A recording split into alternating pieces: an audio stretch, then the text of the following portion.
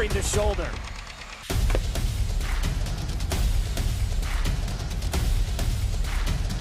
Swing and a miss. McGinley scores!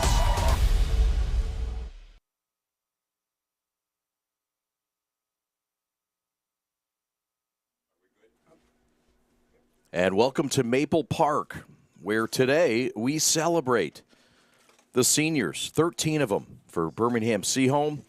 And we'll celebrate by turning it over to the legendary Greg Sherman and his revelation and celebration of this great senior class. Up here in the booth by the prep. But today's game is special for another reason. It's special for a select group of young men, the Maple Seniors. We would like to honor them at this time by asking them to come forward with their parents and stand in a line in front of home plate facing the stands, which you already are. This is an important time for these men as they are closing a chapter in their lives spanning 12 years of education and sports. They will prepare to start a new chapter. And now as I introduce the Seaholm Maples for the class of 2024, please step forward along with your parents as your name is called in alphabetical order. In the name of the Black Eyed Peas, let's get this party started. The seniors are asked 6 questions here. I'll name them off and then we'll go through them. 1 was your parents' name. 2 is who would you like to thank. 3, what is your most memorable moment for the 2024 Seaholm baseball season? What is your most memorable moment over your 4-year baseball career at Seaholm? What are your fall plans this fall? What are your plans this fall? And anything else you would like to add? So we're going to start off with number 30, Logan DeVos. If you could stand forward, the parents and Logan.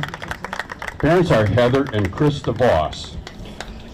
Logan would like to thank my parents, family, coaches, and friends for helping me accomplish my dreams. His 2024 memory is my most memorable days was when we played our makeup game against North Farmington and I had 2 home runs. Certainly that would be a memory. Your career Seaholm memory. The most memorable moment in my career was winning districts against Brother Rice and celebrating with the guys afterward. Remember that well.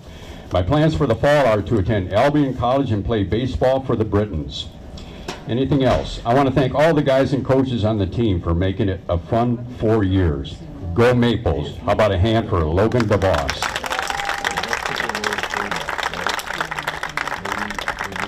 Next player up is our number 5, Jack Kelly. Jack Kelly. Parents are John and Lori Kelly. Jack says, I would like to thank my parents as well as my coaches, siblings, and friends who supported me along the way. His 2024 memory is the cold plunge up north in Traverse City with my teammates. I don't ever do that until August in the big water. That's great. His career Seaholm memory is going yard against Detroit Country Day. Very cool.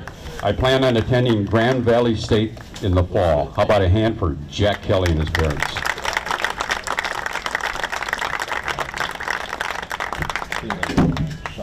Next one up is number 19, Eamon Kernan. His parents are Bob Kernan and Patty McCormick. I'd like to thank Pat Gillick, my coaches, and my parents. His 2024 memory was Traverse City. You'll see that's going to be an answer amongst many of the seniors here. His career Seaholm memory is winning against Brother Rice. Oh yeah. And his fall plans are playing baseball for the Bombers at Ithaca College. How about a hand for Eamon Kernan?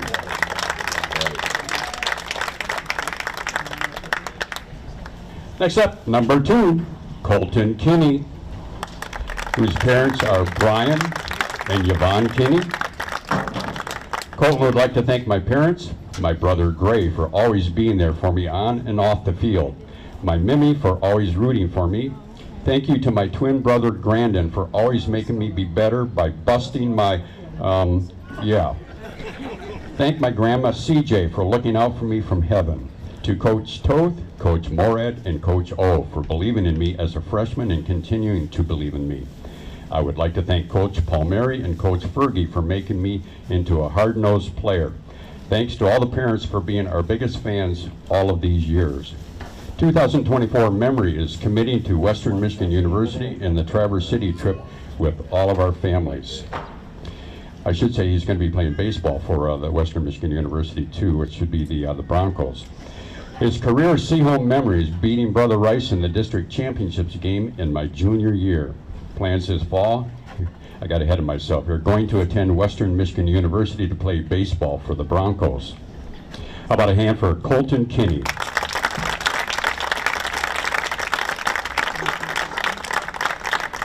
And I will switch to the other Kinney, number 22, Grandin Kinney. We'll do the parents again, Brian and Yvonne. Grandin would like to thank family, friends, teammates, coaches, teachers, and all the parents to help make my years of baseball so special. Special thanks to Coach Palmieri and Coach Fergie. His 2024 memory was giving Owen high fives after my home runs.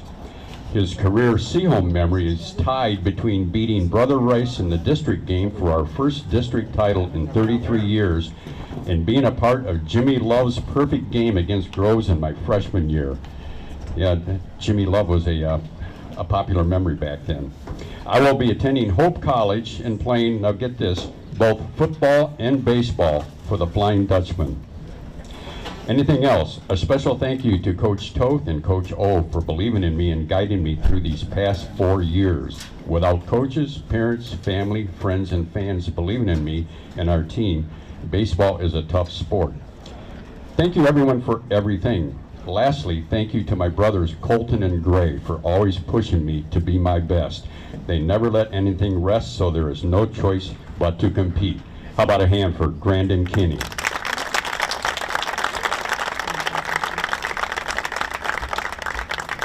Next up, number 11, Jack Lewis. Parents are Jen and Keith Lewis. Jack says, I would like to thank my parents for how much love and support they show me. Most memorable moment this season was the overtime win against West Bloomfield under the lights. Most memorable moment of all time was our trip last year to Cadillac. My plans for next year are to study business at Indiana. Key on that Indiana, because anything else, he says, who's your daddy? I thought that was funny. How about a hand for Jack Lewis? Jackie Lou, everybody. Next up is number 9, Kai McEachern.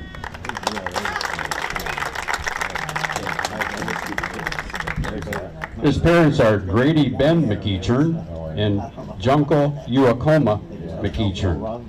I would like to thank the coaches and parents that made this all possible and my parents for taking their time to watch my games. Most memorable moment for the 2024 season is going to Traverse City. Most memorable moment of my Seaholm baseball career was winning districts last year. I plan to go to Kellogg Community College and play baseball for the Bruins. How about a hand for Kai McEachern?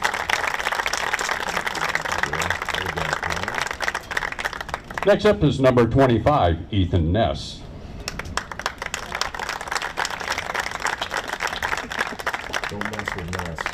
Parents are John and Jennifer Ness. Ethan said, I'd like to thank my parents for always supporting me, my teammates for being some of my best friends, and all the coaches I've had over the years for always making baseball fun. His 2024 memory is going up to Traverse City and hanging out with the team. His career Seaholm memory was beating Brother Rice in the 2023 district finals. Boy, that's a lot of memories on that one. I plan on going to Michigan State University College of Engineering. I am looking forward to playing intramural sports. How about a hand for Ethan Ness?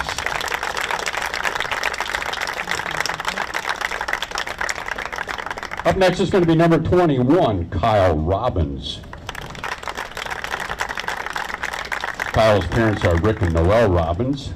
Kyle says, I would first like to thank my parents for always being there for me, getting me to places that I needed to be, and being my #1 supporters. I also would like to thank all my coaches over the years for training me to be the player I am today. A special thanks to all my teammates over the years for being great teammates and friends. In addition, I would like to thank the entire Seaholm community for the support of our baseball team. Thank you to the boosters for making sure we have everything we need. A big shout out to Allo, Bill Watson, for giving me a great 4 years. It is difficult to say what is my most memorable moment in the 2024 season. My two favorite things were sweeping West Bloomfield in league play this season. My second favorite thing is being in the dugout with my teammates and having a blast while discussing the most random things with Coach Toth, JT too. Great times for sure. My most memorable moment in my Seaholm baseball career was beating Brother Rice in the 2023 district finals. There we go again. This fall I will be attending Eastern Michigan University, where I will be playing baseball. My major is sports management along with a minor in marketing. Go Eagles. How about a hand for Kyle Robbins? Next up is number 18, Nick Schenefeld. Parents are Cheryl and Bob Schenefeld. Thanks go to parents, family, friends, and coaches. His 2024 memory was a grand slam against Groves. Wow, how could that not be? His career Seaholm memory is beating Brother Rice. This fall, I am continuing my baseball career at Princeton University with the Princeton Tigers. How about a hand for Nick Schenefeld?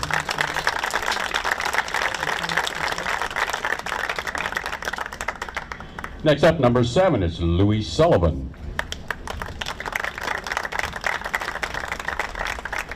Parents are Kathy and Matt Sullivan. Louis would like to thank my parents and sisters Katie and Sophie, my uncle Bob for all the support throughout the years, the coaches for making these 4 years so memorable, and my teammates who played with my whole life and helped make baseball such a great experience for me. His 2024 memory was sweeping West Bloomfield. His career Seaholm memory was beating Brother Rice and Coach O's Young Guns team. His fall plans are studying business at Western Michigan University. How about a hand for Louis Sullivan?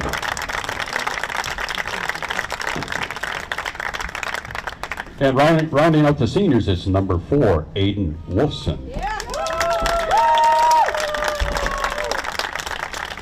Parents are Scott Wolfson, his dad, Marcy Hahn, his mom, and Katie Wolfson, stepmom. I would first like to thank my parents for the relentless support, for coming to every game, and for pushing me to be my best both on and off the field. I would also like to thank my sister Morgan for coming to so many of my games over the years. I would also like to thank my grandma Margot and grandpa Don for making such an effort to come to so many of my games. I wonder if they're in the audience here today. Would they possibly be here to raise their hand?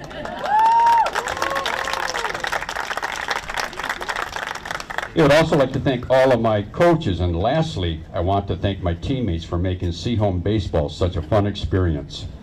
My most memorable moment from the 2024 season was the team trip to Traverse City. The most memorable moment from my career was definitely beating Brother Rice in last year's district final game. This fall, I plan to major in political science at the University of Michigan. On behalf of the Maples organization, did I say give a hand for Aiden Wolfson? I don't think I did. And all of his family and his grandparents.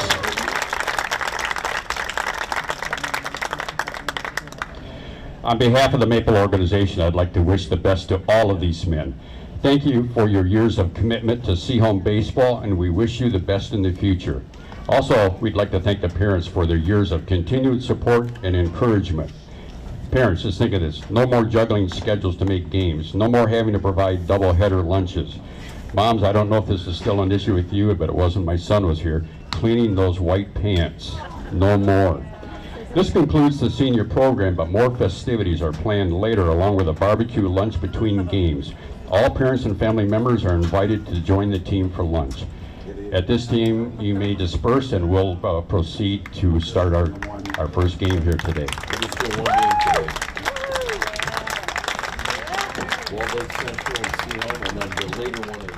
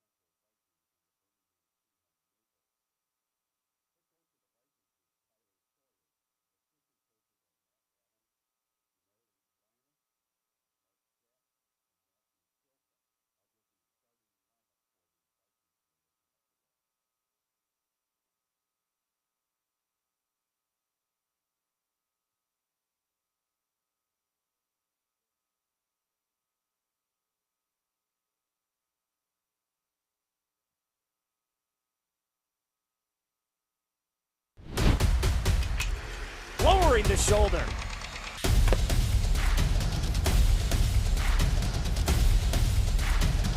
Swing and a miss. McGinley scores! And it's going to be a challenge for us. I mean, they're a really talented football team. I think everybody knows that. Four wide receivers. Pressure, steps up. Marshall wants to run again. Cuts down the middle of the field. All alone. Touchdown! Warriors! What a cut.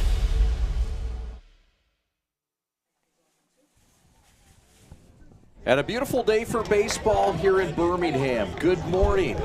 Here on the Prep, we've got Senior Day, a celebration of the 13 seniors for Birmingham Seaholm. And they will take on their traditional opponent, Walled Lake Central, the Vikings, coming off a 6-game win streak last week. Both teams come in here with their own storylines, Joey. Let's start first with Walled Lake Central, a new emerging program under a first-year head coach. Yeah, Tyler Troyer heading up a young staff, a bunch of guys in their early 20s, so trying to turn this thing around at Walled Lake Central, get them back into their winning ways. And over here with Seaholm Senior Day, no more important day for all these seniors. 13 guys that grew up together, special day for all those guys. We'll talk to head coach John Toth and get his thoughts on the seniors and this ball game and the closeout of the regular season in 2024. The conversation with the 9th-year head coach John Toth is coming up next. We're the Prep. Thanks for watching. John Toth's next. Welcome to Maple Field as we get ready for Maples against the Vikings. Head coach John Toth joins us now, and it's been a successful season, and it comes together today with the seniors being honored on Senior Day. What are your thoughts as this class gets their flowers here today? Probably the most special senior day that I've been part of. A lot of these guys played varsity as freshmen. They won the first district in school hits since 1988, so 35 years. It's going to be a real special day for them. This has been a busy week. You've gone out, you've played some of the best in the state of Michigan. You've challenged your team this year with your scheduling to prepare for the state playoffs. How important has that been for you? It's extremely important. Like I said this the other day, the guys, there's obviously the Brother Rice, the Orchard Lake, Catholic Central, all those teams, Northville. But then we're in that next tier that can go out and you have a chance to win because we can pitch, we play defense, and we hit home runs. And that changes everything in the tournament. So we're prepared, and let's give it a shot. Eamon gets the ball again for you today. What do you like about the big right-hander? He's the fire department. He calls himself the fire department. He comes in, puts out the fire, whether we need him to start, relieve. He pitched in Traverse City a couple weeks ago. 82 pitches, 71 strikes, 15 strikeouts. Crazy, crazy. He's the fire department. Full confidence in him. He's going to go out and get us a W. That's the efficiency, no doubt. What's this day all about to you? Obviously Senior Day, but you also get to play kind of a round robin with some other teams. Yeah, it's always been an awesome day. We always schedule this weekend as Senior Day because you never know if you're going to draw the pre-district, so it's just a chance to play in case you do have that pre-district game Tuesday. You get to honor the seniors at the same time, and then we just have this beautiful field, so it just makes it even better. Key to victory today against Walled Lake Central. Home runs, man. Got to hit home runs. Home runs and even coming out and filling it up, and we're going to hit 2 or 3 today. You're going to see it. All right, you called it last time. You were right. All the best. Thanks so much. Thanks, my man. Appreciate you guys. Thank you, guys. That's head coach John Toth giving us knowledge before this ball game. We're back with more on Long Ball Live right after this. We're here with Walled Lake Central head coach Tyler Troyer in his first year, 24 years young. It's a young staff. Talk about your first year as the head coach of Walled Lake Central and how it's gone so far. Yeah, I mean, it's been nothing but surreal. I mean, like I said yesterday, I mean, being 23 years old and getting hired to a varsity head coaching job, that doesn't happen very often. Like I said, we've had probably the youngest staff in Michigan, youngest staff probably in the country. I mean, we've been loving it. These kids have been outstanding to have. They've been very supportive, learning from us, learning from them. It's just been a learning experience all around. We're playing some good baseball right now. I mean, nothing better than 80 degrees and sunny, turf field, beautiful. Just very glad to see them hosting us today. 6-game win streak last week. You guys seem to have put it together. Small ball, I know, is a big part of what you guys do, and the guys have responded well to that. Yeah, I mean, small ball wins games, you know, and especially when we were struggling getting some runs across. I mean, our runs are coming from that small ball stuff. We'll squeeze, we'll bunt, we'll hit and run. I mean, we'll do whatever we can to create chaos on the base paths. And like I said, we've struggled at that at the beginning of the year, and now we're kind of starting to hit our stride and understand our roles. And so I'm hoping we see a lot of successful small ball today as well. You're going to have a lot of changes today. Is that just because of what's happening the last day of the year, want to get guys in, or is this something you've done all year long? Yeah, I mean, my philosophy's been on Saturdays, man, we got to get everybody in. And especially, this is our only televised game, you know. It'll be good for everybody, and I have some JV guys pulled up to get everyone that experience, because at the end of the day, you know, we're all preparing for districts next week, right? It's not just going to be our 9 guys that are going to start, but everyone is going to get some valuable experience getting on the field, playing under some pressure, playing with the cameras, you know, they all know. So it'll be good for all of them, especially those young guys and those seniors, sending them off with something special playing this kind of game. Playing against a very good Maples team who won the district last year, second in the OAA White. Obviously, you know what you're up against. What's the key to victory against them here today? We just got to stay ourselves, right? Again, got to execute, throw strikes. I mean, they're a great hitting team, defensive team, pitching team. We just got to stay true to who we are, you know, not be selfish, you know, get guys over, throw strikes, and just trust the defense behind us, you know, and that's the key to beating this team. I mean, they're an outstanding team. That's why we are very happy to get them on the schedule, because we want to play the best of the best. We want to be the best, and Seaholm's a great opponent. I'm very glad we're playing them today. All right, Tyler, keep it rolling. Thanks for your time. Thank you, guys. All right, that's Tyler Troyer getting his team ready to play. Back with more on Long Ball Live right after this. What rhymes with great? Participate. Where does greatness start? Here, in the classroom. On the diamond. In the pool. On the field. Where will your greatness take you? To better grades. To more friends. Yeah! Be great. Participate!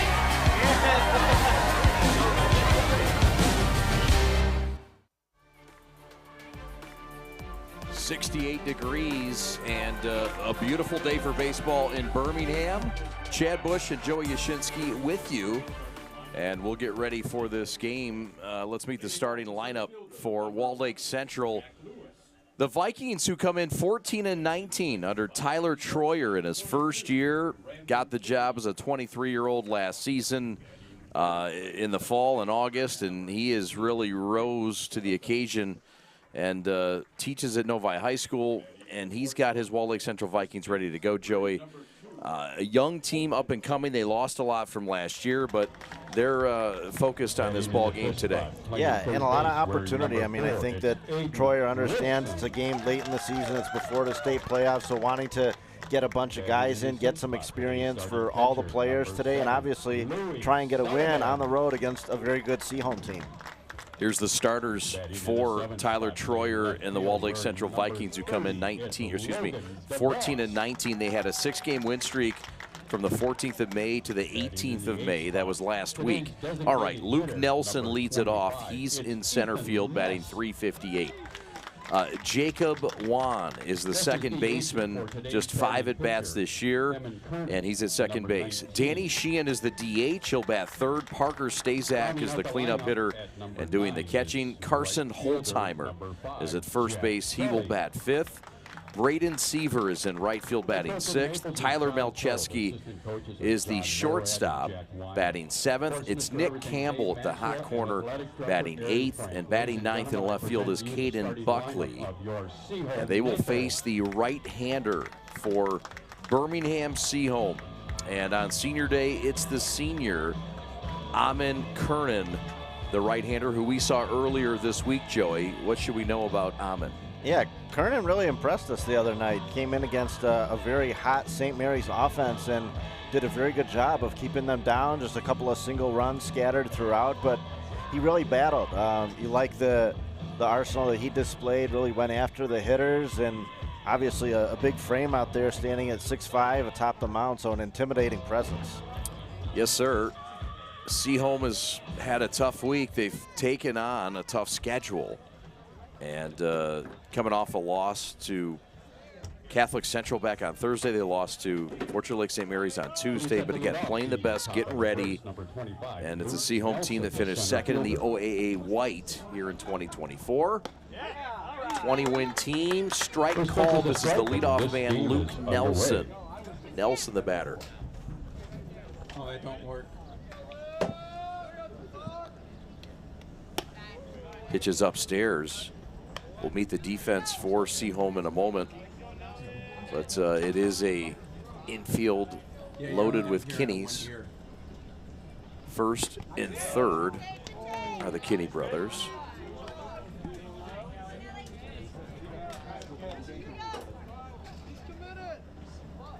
Nelson on the year, 358 hitter, left-handed hitter and arm. He fouls it back. Guy that's really done some great things defensively and also with the bat. Leads in stolen bases.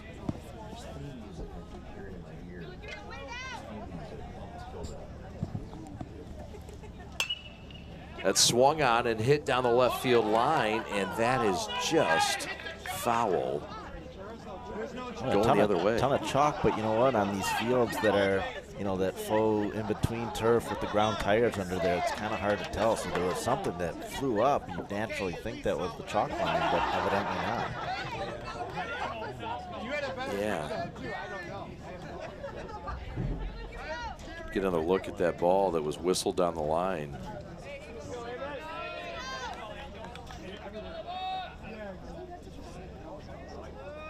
Two-two pitch is outside. Glad you're with us this morning. First of 2 games on this day in this ballpark. Going to play 2 games also over at Groves. We're covering just this one. And it's a leadoff walk, and how about the at-bat for Luke Nelson? The guy who finds a way to get on base and has good at-bats, and he proves to his scouting report. Yeah, excellent beginning to the game for Wall Lake Central offense. 360 hitter, Luke Nelson. So obviously a tremendous catalyst. Had extra bases taken away on that ball down the line, but still finds his way on. There goes the runner. The bunt is firm and it's foul. This is Jacob Wan, just his 6th plate appearance of the season. A guy that was on JV most of the year, a sophomore. And Coach Troyer saying he's going to get a lot of guys some work today. Wants to get them some action before the season ends, and he wants to get them some time here on the prep. It's good speed at first base for Luke Nelson. Just underway. Good morning from Birmingham. That's one of the hallmarks of what Troyer is trying to instill in the Vikings program is havoc on the bases. So we see that early with Nelson trying to go on the first pitch. There goes the runner, the throw down to second, and it is not in time. It's a stolen base for Luke Nelson. The throw down not in time from Sullivan, so a stolen base. And a runner in scoring position. And look, this is what Troyer and Wall Lake Central wants to do. Play that small ball and be a headache on the base paths. Juan awaits the Amon pitch. Right back to the mound. Throw to third, and it's too late. And that means everybody's safe. Jacob Juan reaches at first, and the runner Nelson at third. Joey, there was a lot of thought that went into this, and with speed on the base paths, that's not the right recipe. Yeah, a little bit of a mental mistake there from Kernan. Gets the comebacker. Really no need to look behind or towards third. Just get the out. You know, you're still in the first inning here. Danny Sheehan laces one to right center. That's going to drop in for the base hit. And it's going to score the game's first run. Luke Nelson's in to score. And the Vikings are on the board first. And the Vikings draw first blood. They lead 1-0. Yeah, pretty energetic start here from the Vikings. It's early in the morning, a 10 a.m. start, but they obviously woke up, came out ready to play with their hitting shoes on. Big RBI there from Sheehan, and you'd really love it from the Seaholm side if you at least had that first out, but tough play there from Kernan against Juan. Yes, sir. And so now it's Parker Stazak, the catcher, and Eamon Kernan with a little bit of turbulence here in the first. 1-0 Vikings. Yeah, and you see the passion and energy from the Vikings side early. They're taking this game seriously on that first run. They had everybody streaming out of the dugout, and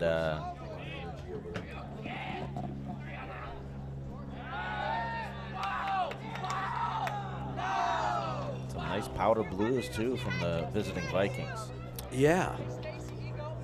Lakes area blue showing out early. Eamon Kernan trying to shut it down. Runners at first and second, nobody out yet. That's a strike called by the big right-hander and the senior, Eamon Kernan. Yeah, obviously a workhorse and comfortable taking the ball whenever. Put in a big workload against St. Mary's during the middle of the week, but right back on top of the mound Saturday morning. Comes back and fools Stazak, and he's quickly ahead of him, 1-2.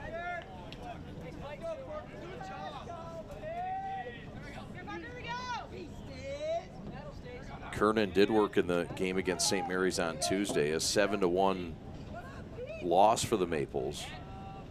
And that pitch is swiped up by Sullivan.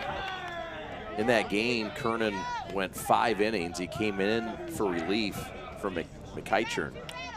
5 innings, 6 hits, 2 runs, 3 strikeouts, no walks. Yeah, it was a nice outing for sure. It was against a good St. Mary's lineup that's getting hot. There goes the runner to third. There goes the runner to second. There's no throw. It is a strikeout, however. It's the inning's first out. Stazak's out on strikes, but Juan and Sheehan advance to second and third. And now runners in scoring position for Carson Holtzheimer. Number 10, Carson Holtzheimer. Yeah, when Troyer let us know that he wants his team to be running and on the move and creating havoc, that's really come true to form in the first inning. Straight steal from Nelson after leading off with a walk, and now a double steal from Juan and Sheehan. So forcing Seaholm to bring the infield in very early in the game here. Wolfson in at third, Grandin Kinney in at short, Nick Schenefeld in at second, and Colton Kinney in at first. And the batter is Carson Holtzheimer, batting .395 on the year. Guy who was a pitcher only coming into the year, and he started hitting, and they said, well, we got to stick you in that lineup. Yeah, if you're entering that George Brett, Tony Gwynn 400 territory, I think they better give you some batting gloves and send you up to the plate.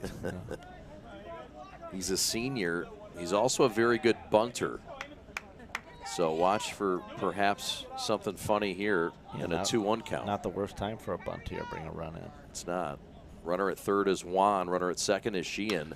That is not a bunt. That is down the right field line, giving chase on the run, and Kelly couldn't get there. And if Kelly can't get there, nobody can. He's got jets. Yeah, gave that a very good effort, but with an out, with 2 strikes on the hitter, sometimes not the worst thing. You at least afford Kernan the opportunity to get a strikeout here without giving up a run. Had he caught the ball, you do give up the run. Generally, you do on an out, though. Right.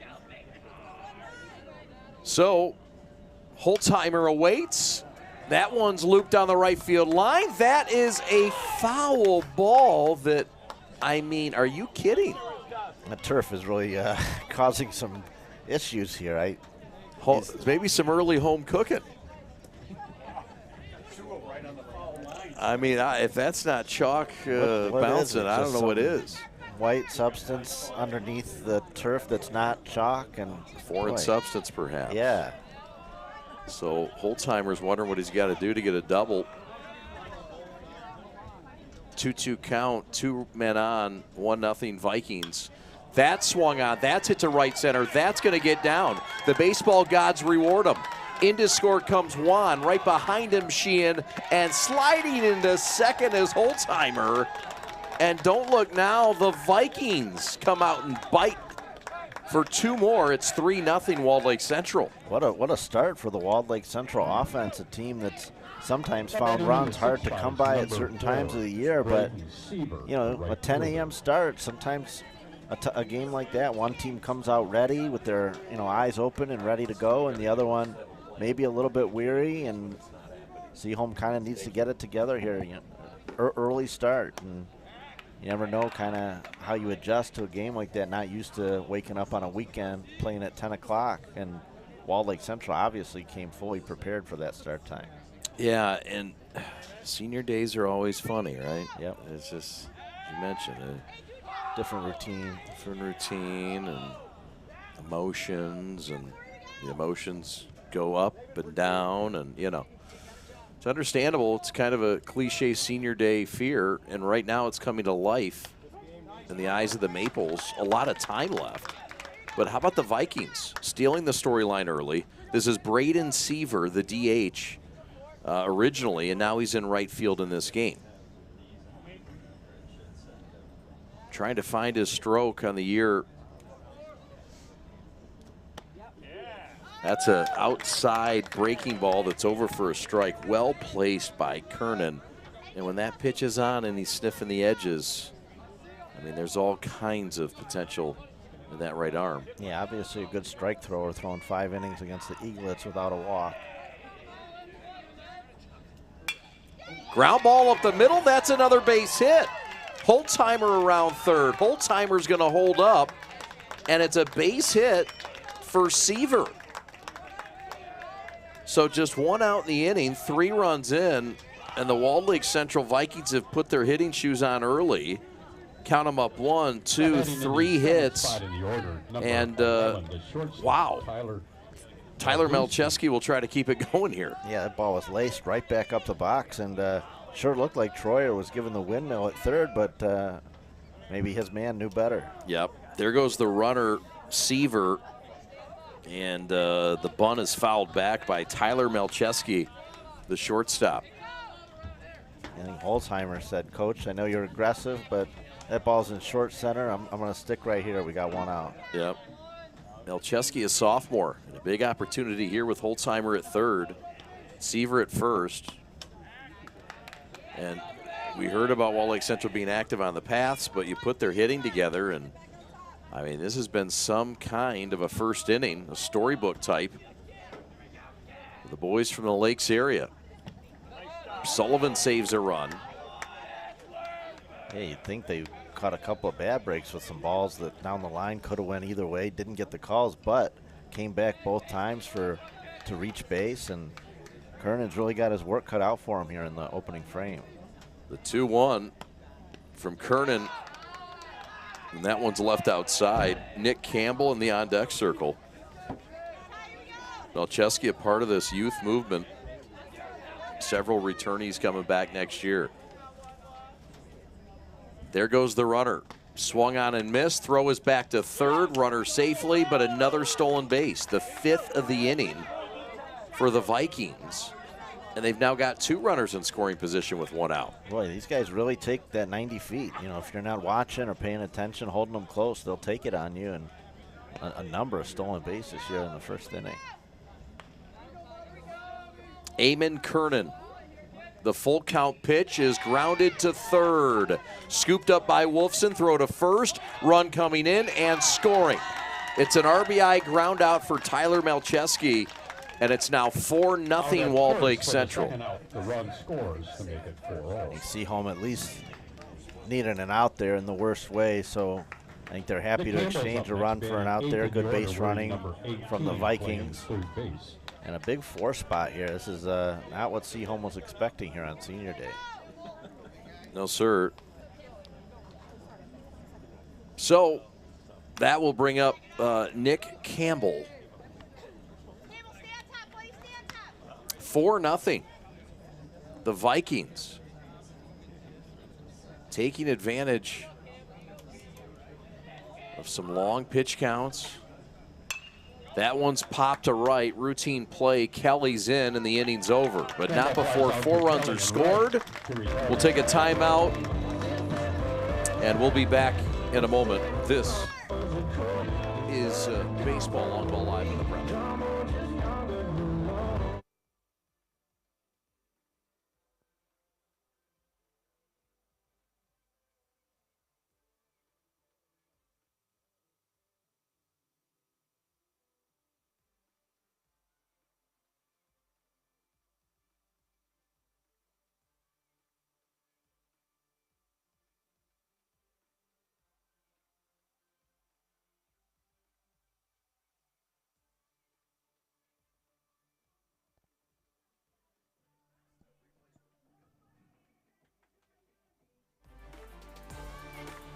Chad and Joey back with you on the Prep. Thanks so much for watching. So here come the Seaholm Maples, down 4-0. A lot of time left, but certainly concerned for the Maples in their final appearance. Well, their second to last final appearance before the regular season ends. That one comes back flying here. Makes some of the folks scramble here in this morning. It's been some scrambled eggs. Why not make some folks scramble some more? Joey, you didn't have scrambled eggs. You passed on breakfast. Yeah, a little early. Just trying to get ready for the game here.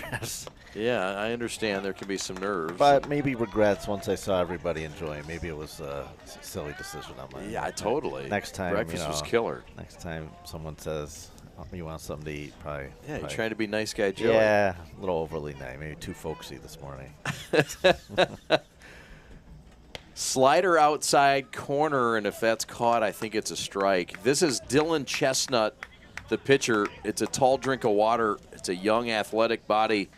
And this is a guy that they really like, Dylan Chestnut, the 6'6", 210-pound sophomore, Joey.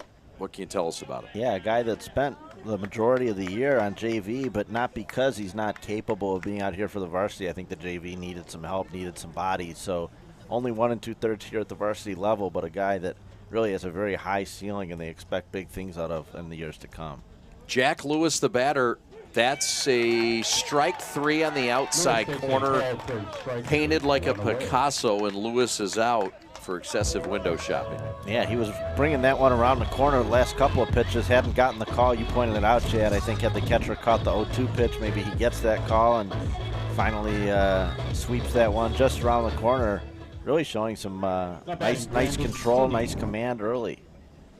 Here comes Grandin Kinney, the Hope College Flying Dutchman. After graduation, I believe graduation was yesterday for Seaholm, and of course Grandin doing the impossible, baseball and football at Hope. But he's done everything else, all-state, honorable mention last year, baseball, 4-year letter winner in baseball, and man, what can you say about Grandin Kinney? How about the records and the accolades? 2-time all-region at linebacker and running back. 3-year letter winner in football. Defensive player of the year in football as a linebacker. And we've seen his damage. No-hitter. Through a no-hitter. Yeah. He sure did. That was against Traverse City Central. But he's trying to help out offensively here. He's ahead 2-1. Swing and a miss. Chestnut sweeped a little cheddar. It's not a heavy fastball, maybe 80 miles an hour, Joey, when it's hot, but he looks like he's got a lot of parts moving at you at 6'6", 210. Yeah. And the off-speed's efficient. That one's looped to third and caught by Campbell for the second out of the inning. Yeah, Vikings come out looking very sharp, both offensively and defensively. A nice job by Chestnut. You want to come out, you don't want to offer a walk or hit by pitch. Put the ball in play, throw it over the plate. You got a 4-0 lead. Really gives you the ability to attack the strike zone. Here's the Princeton-bound Nick Schenefelt. He will play baseball at Princeton, and he has had a prolific career. Just a tough guy to get out, and a senior leader, and a guy that they really love. His attitude, John Toth raves about what it's like to have a guy like Nick Schenefelt in your lineup. There's a ground ball sharply. Second baseman Juan to his right, throw to first, and he is safe. Schenefelt's got some giddy up. Juan had a tough range to go, and the runner's safe on an infield hit, the first of the day for the Maples. Yeah, good effort all around on both sides. Really good range there from Juan to get to the ball and got the throw over there pretty quickly, but good speed out of that left-handed batter's box from Schenefelt, and it'll help you when you're hitting close to 400, up around 370. Those infield hits help with that average as well. Yes, sir. So that'll bring up Colton Kinney, the Western Michigan Bronco, and about to become a Bronco soon enough. But what a career, all-state quarterback, football team. Leads this team in RBIs, 357 average. Of course, was quarterback and outside linebacker. This guy holds records. How about 25 touchdowns in a season, most in Maples football history? How about 54 touchdowns in a career, most in Maples history? Schenefeld hung up. The catcher, Stazak, finds it soon enough. Second all-time in points and touchdowns in a game. He had 6 against Groves and 36 points in that contest. All-time rushing leader, I believe. Yes. The accolades run up, and these Kinney twins will not soon be forgotten. There'll be a lot of production to replace on both fields, both baseball and football next year for Seaholm. Yes, sir. That gets beyond Stazak. He lost his glove to go with it. And so down to second scamper Schenefeld. He's now in scoring position for a guy that can drive in runs like nobody else on this team. 28 on the year and a near 600 slugging percentage. Yeah, big spot here for Kenny. Even just psychologically for Seaholm to put one up on the board would be a good thing, give them a little confidence. Good speed at second, wind blowing out. That one's chopped foul past John Morad, the assistant coach. Chestnut with that delayed leg kick on that, a little bit of hesitation, trying to throw off the timing of the hitter. Yeah, that was a little goofy, eh? Yeah, we see that sometimes. Johnny Cueto has done that over the years, and now a lefty for the Yankees, Nestor Cortez, often mixes up his windup and try and distract or offset the timing of the hitter. Savvy. That one is rifled foul by by Colton.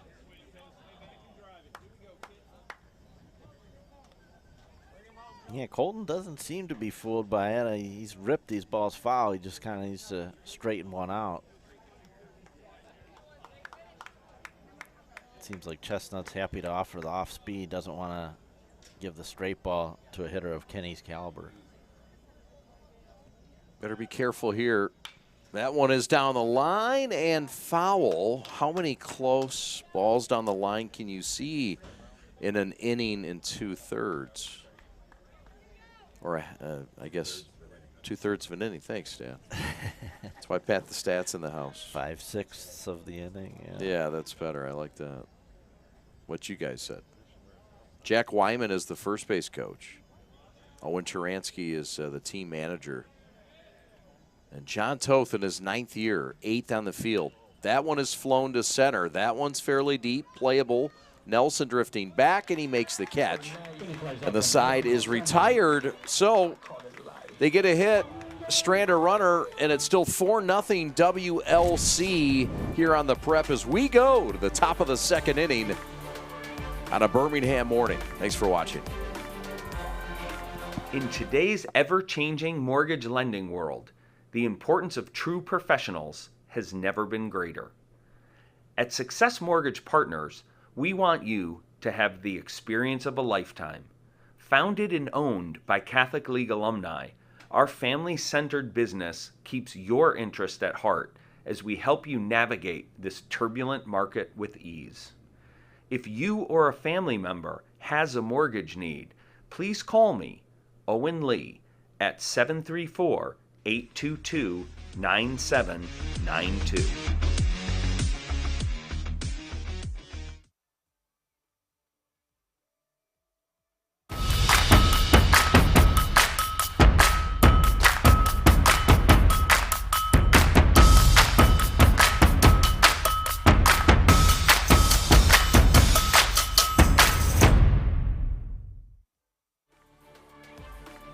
Chad and Joey back with you on the game's final day of the regular season. We'll have some scores from around the league as well. My name is Chad Bush. Robert Sherby is your executive producer. Here's the defense for the Seaholm Maples. Sullivan doing the catching.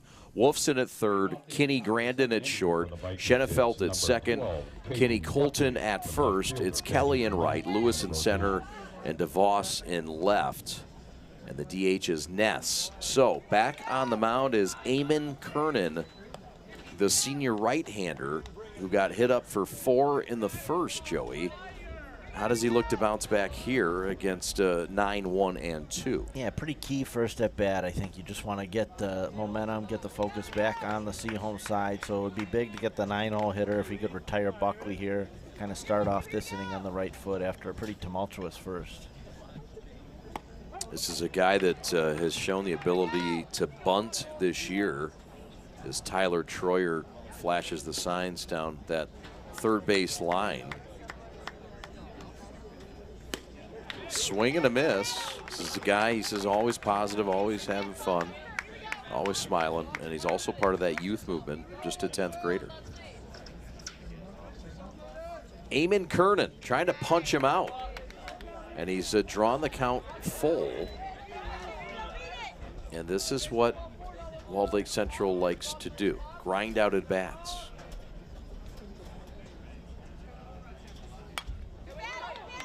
You know, when you're a team that doesn't possess a ton of pop or power throughout the lineup, that's what you need to do. You need to work the counts. You need to try and put the ball in play, draw some walks, and I think that's what Buckley excels at, generally putting the ball in play from the bottom of the order. Yep. Swing and a miss. Swing and a miss by Buckley. Eamon starts the inning right with a swinging K. Yeah, great little change of pace there. He had Buckley way out on the front foot on what looked to be a changeup, ball darting down and away. Really a great 3-2 pitch there. Not much that Buckley could do. So, Kernan starts off with a pitch on the outside corner. Luke Nelson, the batter. Nelson would walk and score the game's first run back in the 4-run first. That one is laced to right center. That's down for a hit. So, second time Nelson has been on base. And it's a one-out hit here in the second. Here comes Jacob Wan. Boy, Nelson really has all the tools. I mean, when your coach describes you as one of the best defensive outfielders in the state, but we've seen 2 at-bats, and he looks to be very polished offensively as well. Drew a walk his first time up, a hard line drive there, and now very dangerous on the base pass as well. Leads the team in stolen bases, already 1 here today. Yeah, with how easily he stole a base in the first inning. Not that Kernan shouldn't pay him attention, but keep your focus on Juan. Make sure you get the hitter here.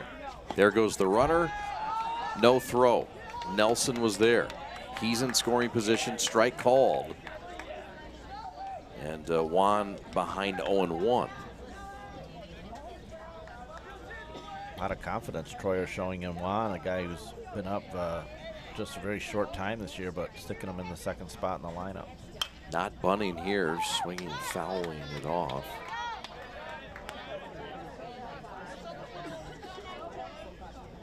Yeah, we'll see if Troyer's approach changes as the day goes on. Obviously came in wanting to rotate a bunch of guys, but now you jump out to 4-0 lead. Does that change a little bit, trying to get a win here against a good Seaholm squad?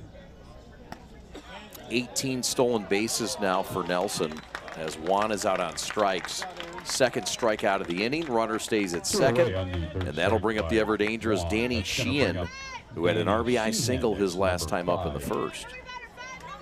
Yeah, Kernan looks to be all business here in the second inning. Didn't like the way that first one transpired. Obviously unraveled a little bit for Seaholm after that misplay right back up the box. Needed to take the out there, and things kind of went south from there. Sheehan batting .274 on the year. He's been their most productive pitcher this year. Had a walk-off grand slam last week. So a lot of confidence now as Eamon Kernan is trying to give his team a goose egg. And a shutdown inning after they trail by 4 in this game 1. For both teams. Pitch outside corner, beautifully placed, and a strike called. And quickly ahead, 0-2. Kernan's been much more efficient, pounding the zone in the second inning, Joey. Yeah, first pitch strikes, getting ahead of hitters. 0-2 on the last hitter, 0-2 again here. Nelson edges off a second. There he goes to third, swinging a ground ball to short. Brandon Kinney up with it, throw to first, and he got him by a step and a half to end the inning. Runner running in front of him, no problem. Play complete, inning over. We go to the second inning, the bottom half. 4-0 Vikings.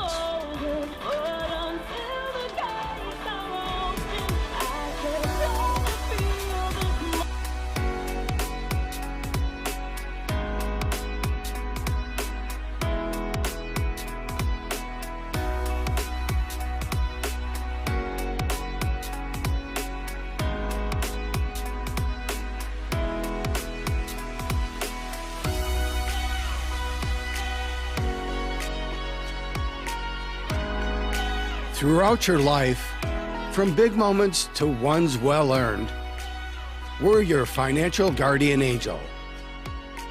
Alliance Catholic Credit Union.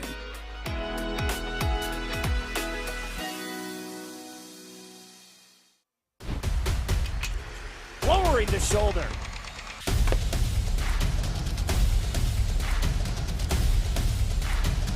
Swing and a miss. McGinley scores!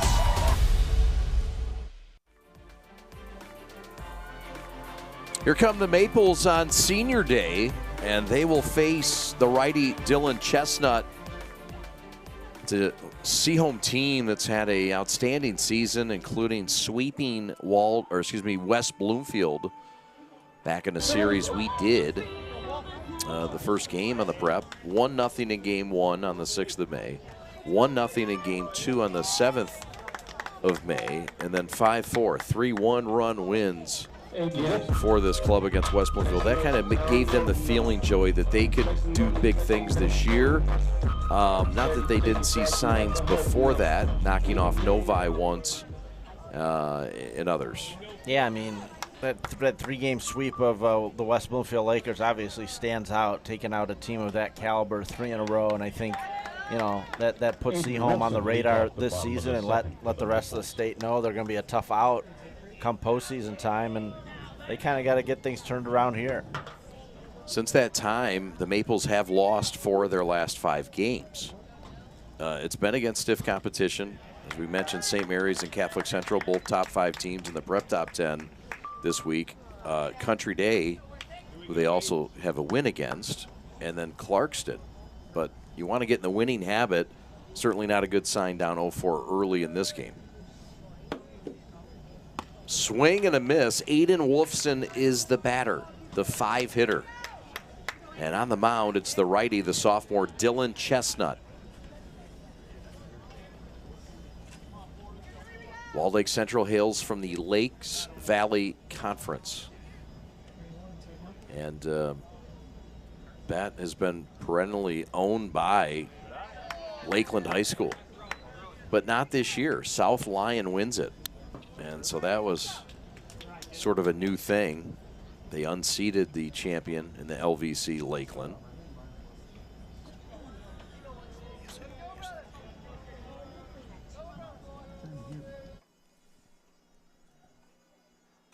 It's a foul back by Wolfson. Chestnut, the pitcher. And right now the bases are clear, and Chestnut's getting a battle here from Wolfson, the former All-Stater in tennis. Yeah, big opportunity for a sophomore Chestnut to come in late in the year to start a game on the mound against a good team. Really show his coaches, you know, what he's capable of, not only now, but for the next couple years. Yes, sir. That one's looped to left. Started back, coming in and making the catch is Buckley, who read it or misread it off the bat, but recovered nicely, Joey. Yeah, good recovery. Definitely took a couple of hard steps back. And, you know, on a ball from a left-handed hitter like that, he understood the spin and that ball is going to veer towards the left field foul line. So not the right route at the beginning, but a good recovery. Nice job by Buckley to stay focused and make that grab.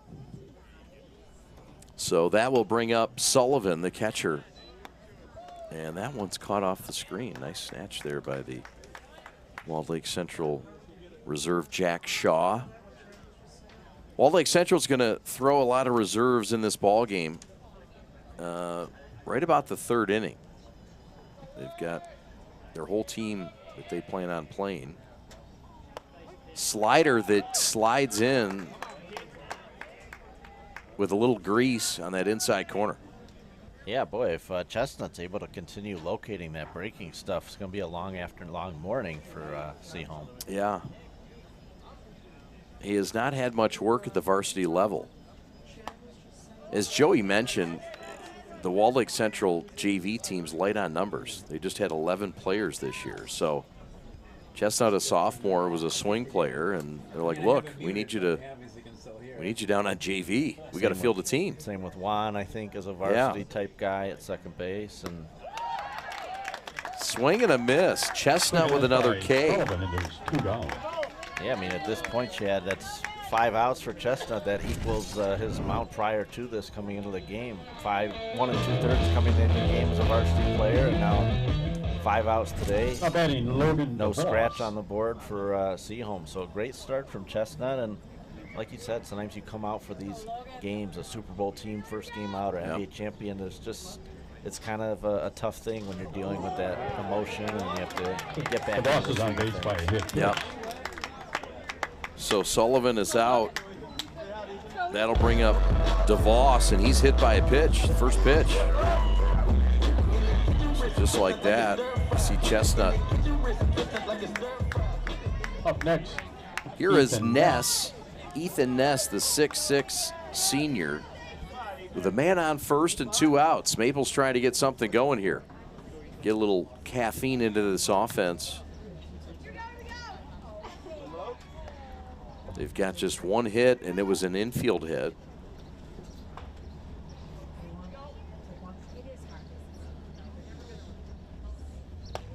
Big swing and a miss. Of course, just getting the pitcher into that set position alone breaks the party up a little bit. Yeah, at least getting a base runner. Yeah, make the rhythm a little bit different for Chestnut, make him worry about the traffic, but I think he knows 4-0, 2 outs, probably just go after the hitter here. Runner at first is DeVos, and Logan is back safely.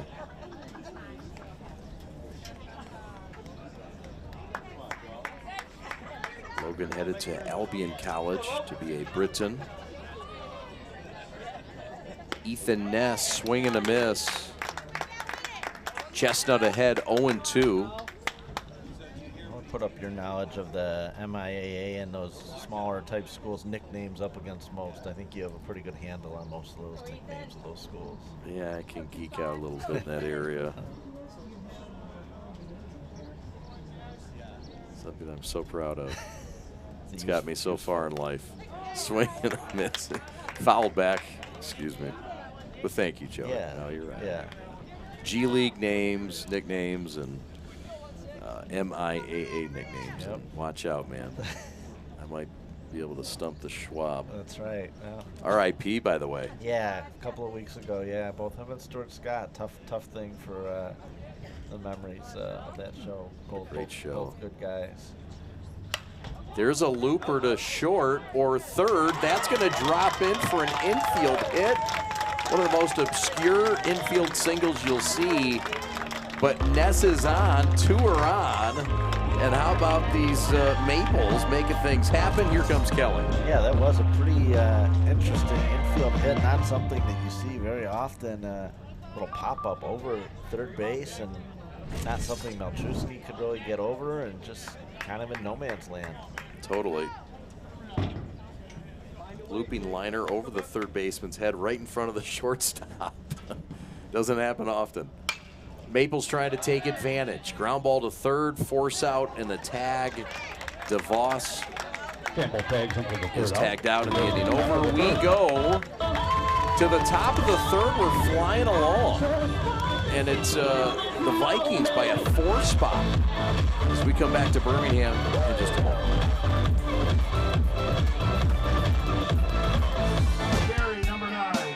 My dad and my grandfather are officials. I've grown up around officials and seeing how much they enjoy being part of the games. As a student athlete, I've always appreciated the people out there who are willing to give back to the kids. The Legacy program lets me officiate while I'm still in high school, working younger kids' games. Officiating gives me a better understanding of the game. I get to make some pretty good money for a high school kid, and I even get to spend some quality time with my dad. There's help wanted. Just whistle. All right, this is Adam, take 2. Mark? I guess. I go like this. The best part about playing football in Texas has to be the reaction from the community. I want to encourage others to play volleyball or choir because you get to experience new things and do stuff that you've never done before. My reason why is passion. My reason why is pride.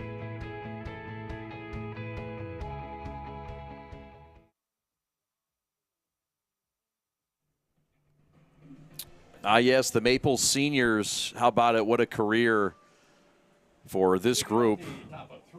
All 13 of them, and it's been quite a run. What can you say? They won the district title last year, won the OAA title a season ago. So many memories. Knocked off Brother Rice last season in the districts. And the seniors have given John Toth memories of a lifetime and each other. A lot of these kids grew up together in the Little Leagues, a Birmingham Little League, and it's all, coming to an end together. It's a sad time, and it's a time to celebrate as well for everybody involved. But stand up for the senior class of Seaholm 2024 baseball. A lot to be proud of. Yeah, a lot to reflect on. I mean, it's not like these guys have just played a couple of years of high school ball together. They've been cheering the field since they were in grade school. Ground ball up the middle again through the legs of Kernan. A rocket shot, and on with a single is the catcher, Parker Stazak, who will get courtesy ran for now. Brendan Grimes heading out there to run, and the Vikings just keep hitting the ball hard. Nothing really cheap thus far against Kernan, hitting most balls on a line and really working that middle of the infield as well. That'll bring up Holtzheimer. So the leadoff man is on, and watch for more activity on the base paths. Yeah, thus far to this point, any time that the Vikings have had a man on first, they've pretty much been off to the races. Holtzheimer has a big hit in this game. It was a 2-run double back in the 4-run first. The Vikings have hit today, and they've got a chance to do some more things here. There goes the runner in no man's land, and Sullivan throws it to right. Grimes to second, now Grimes to third, and that one is thrown against the fence. And the Maples are starting to get on this wild card run and need to settle things down here. Yeah, kind of throwing the ball all over the place there. The right idea from Sullivan, had him hung up, and then obviously the ball heads out to Kelly and right. Almost threw the ball to Troy, and thankfully saved by that tall fence. Ground ball up the middle. Brandon Kinney has one play. That's to first. The run scores. It's 5-0 to Walled Lake Central on the RBI ground out. His third RBI of the game from Carson Holtzheimer. And into score comes the pinch runner and courtesy runner, Grimes. Yeah, nice job by Grimes. You come in cold off the bench to run for your teammate, run for Stazak, and immediately swipes second, gets to third, and then scores on a ground out. So just not a sharp start here offensively or defensively for Seaholm. So here comes Braden Seaver with one out and the bases clear and a run in. Seaholm 20-9 on the year. Walled Lake Central 14-19 on the year. There's a tapper over the head of the pitcher Kernan, handled by Schenefeld, and the Princeton commit fires to first. To the Bronco commit, Colton Kinney, and there is now 2 outs in this third inning for Walled Lake Central. Not batting, Tyler. Yeah, they don't look like a 14-19 team. They look like world beaters thus far, scoring 5 through just over 2 innings. And I mean, we've seen that. If you look at their scores from throughout the last number of weeks, I mean, they put up 13 against Kettering, another game with 15 against Waterford Mott. So obviously an offense that's capable of doing some big damage. Here's Malcheski. 1-1 on Malcheski. Tyler is a guy that's has played a steady shortstop, also a basketball player, also a 10th grader. Tyler Troyer says very poised. It's Guy that's always level-headed and handles himself maturely, but just a sophomore. Had a ground-out RBI his last time up. Strike on the outside corner, well placed by Eamon Kernan, the senior. Eamon is spelled E-A-M-O-N-N. He's 6'5", he's 250. And that one is fouled to the top of the screen.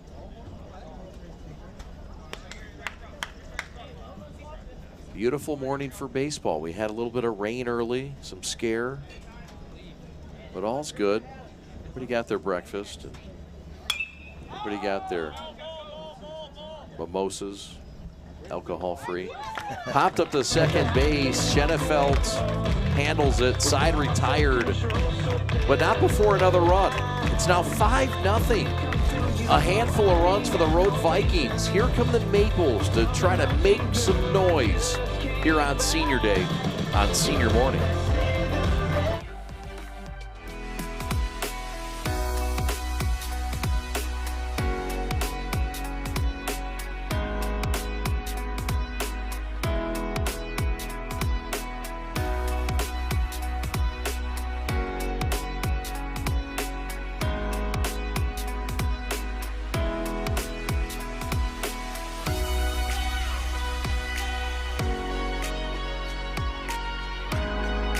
Throughout your life, from big moments to ones well-earned, we're your financial guardian angel. Alliance Catholic Credit Union.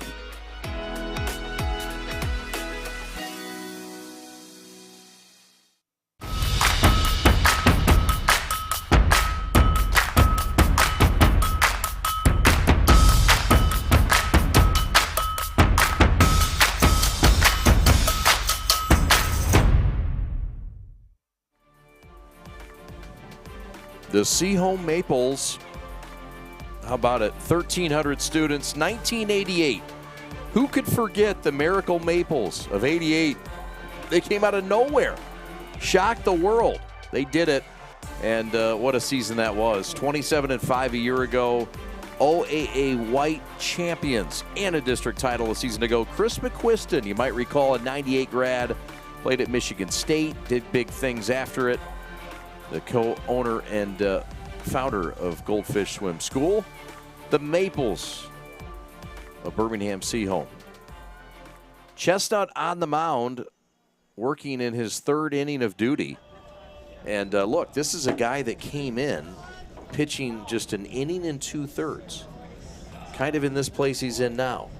I mean, he's been impressive in just his second appearance on the varsity mound. Yeah, you'd really never know if you came in and weren't aware of the credentials. You'd think this guy's been doing it all year. Lewis loops one to right center, and Seaver comes in and snatches it out of the Birmingham morning air for out number one. Fine play by the right fielder, Seaver. Read this well, Joe. Yeah, it's been nothing but the excellent defense, great pitching for Walled Lake Central. They've really come out firing on all cylinders. We're still kind of waiting for the Seaholm bats to kind of wake up a little bit. Obviously, an earlier start time than usual, and haven't gotten the offense going yet. Here's Grandin Kinney. He lined out to third his first time up. He's also a leader in the school OAA Student Council ambassador. As if he couldn't do more than what he's already done. He also does a lot of things outside of the fields. There's a shot to left center. That one's deep, that one's trouble, and that's off the wall. Kinney's gonna round first and cruise into second with a one-out double here in the third. That's what Seaholm needed. They've kind of needed some kind of jolt here, trailing by 5 here in the third, and big time swing there from Brandon Kinney, extra base. That was a wall ball by That was the hardest hit ball for sure of the day thus far by the plate is Seaholm. going to be number 18, Nick Schenefeld. Kinney, a guy that just continues to punish opponents' pitching, no matter what the style we've seen him against. Fastballs, hard balls, you name it. It's been an impressive campaign. You look at Chestnut's line, he's now given up 3 hits. He struck out 2, hasn't walked anybody. Has not given up a run, but Schenefeld trying to change that here and now. And that pitch is just low. He's in a 2-0 count. Watch out. The Princeton commit on the prowl. Yeah, even the misses for Chestnut have been close, even the first 2 pitches here. So that's how you wind up not walking anyone. Keep everything around the zone. You incite aggressiveness on the part of the offense. That's an off-speed pitch that floats over for a strike. A changeup. He really doesn't give in. I mean, 2-0, that's generally fastball count. You want to, make sure you get one over, but no, he stays off speed and finds a strike zone with it. Yes, sir. The 2-1, and they will look Kinney back to first. Almost a balk is right, Pat. Kinney, Brandon wanted it, saw it, and now the explanation from the umpires. John Toth looking for a little bit of an explanation. He's giving his opinion down there on the Seaholm side. Did not look like Toth. Did not look like a traditional move towards second there, and I think it kind of aroused everybody's suspicion. Yeah. Schenefeld pops it to center. Playable. Nelson will round it, circle it, catch it. There's 2 outs. Kinney back to second base. And that'll leave it up to his twin brother. Here comes Colton Kinney. And kind of a key non-balk call as we see. I mean, that fly ball probably at least brings in the first run. So for a team struggling to kind of find their offense, they needed that base, and a little bit of a break maybe for Walled Lake Central there. Yes, sir. So Kinney flew out last time, but this is an RBI machine. He'd love nothing more than to bring in his brother at second. Swing and a shot to third, and Campbell shot to Campbell at third. Soups it up and swallows it. That ends the inning. Flash and leather. Colton Robb, inning over.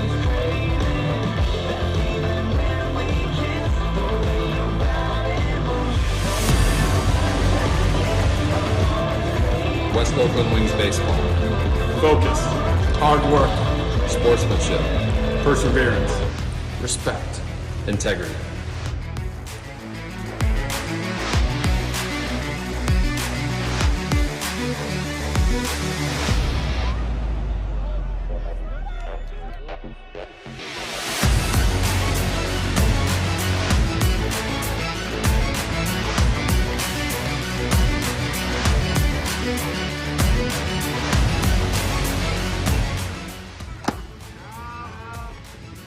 Got a boy!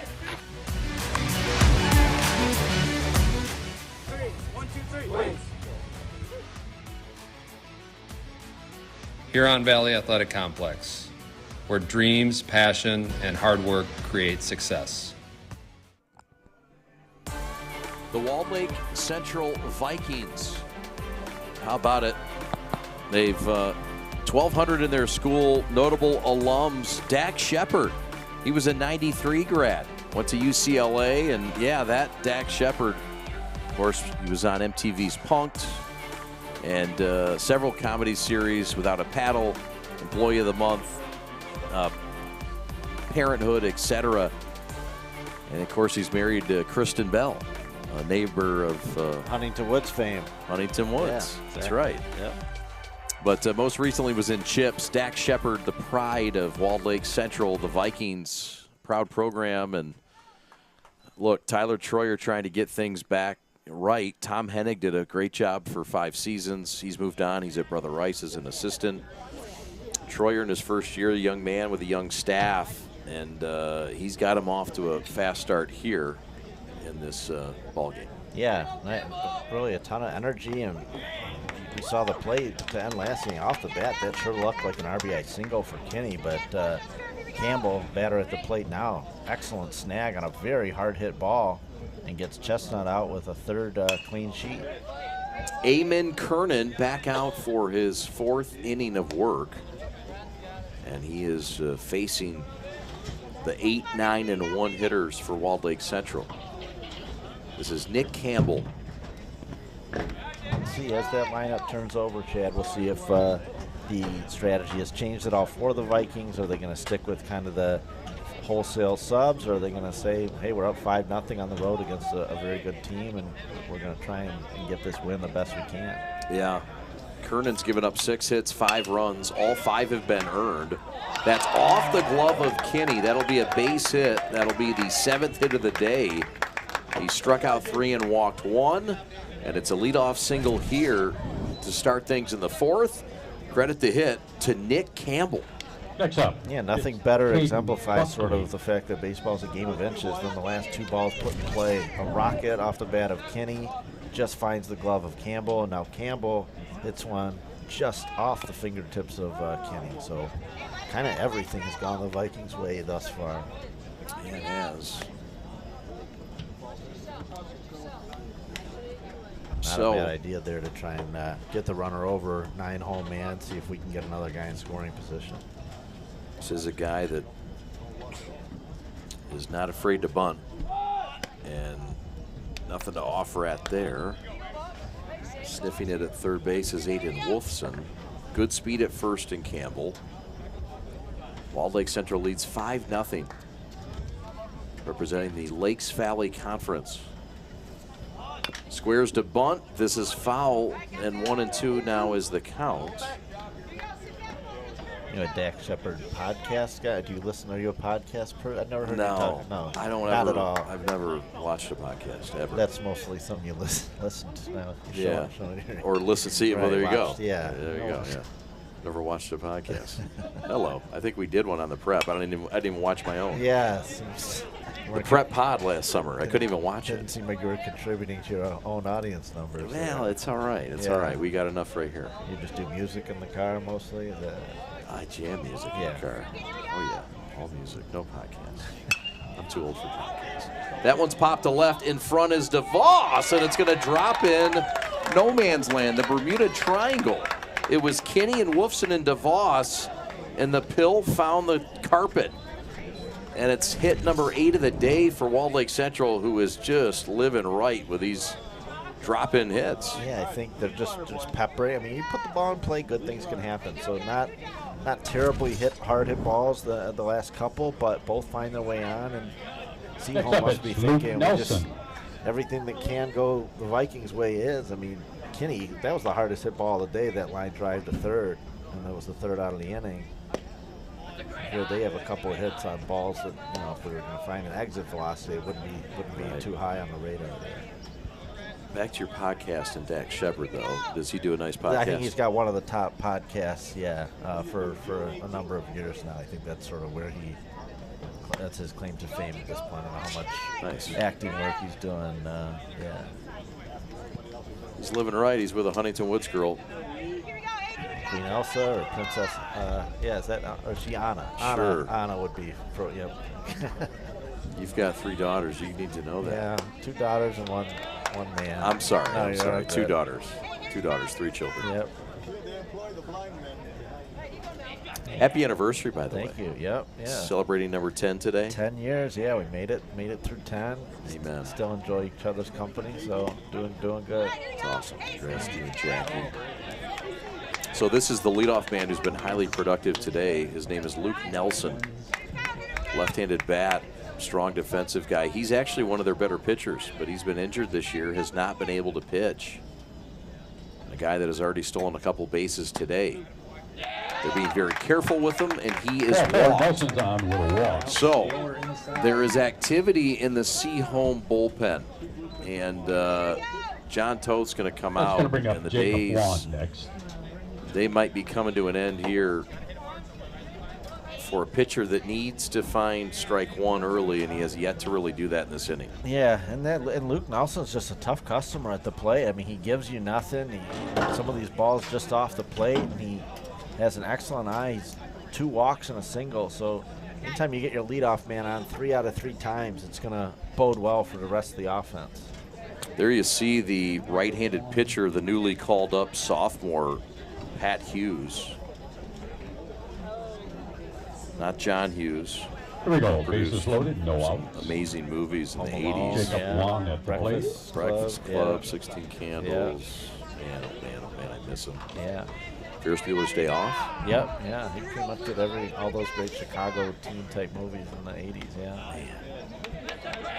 From my childhood. Yep. So this is Campbell at third, Buckley at second, Nelson at first, and the ever dangerous Mr. Jacob Wan, the batter. Wan has reached on a fielder's choice and struck out today. Big spot for Amon. Ground ball to short, could be two.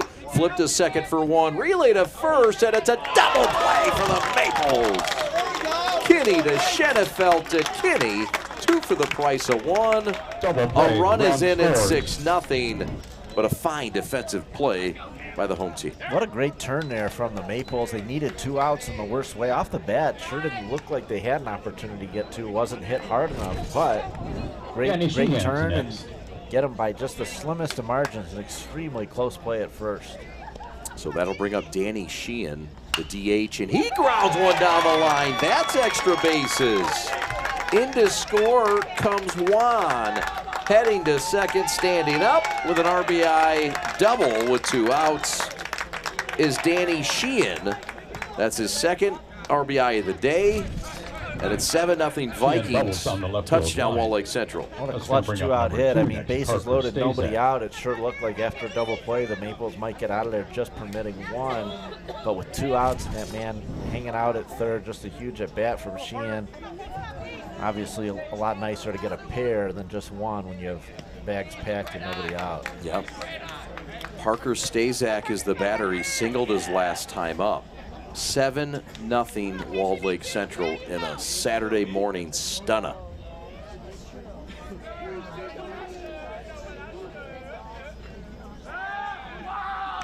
Amon's throw back to second and back safely is Sheehan. Guy that runs well. Getting into the later stages of this game, and I hate to be repetitive, but I mean that run means a lot. Yeah. Every run at this point does when you're down 7. Swing and a miss.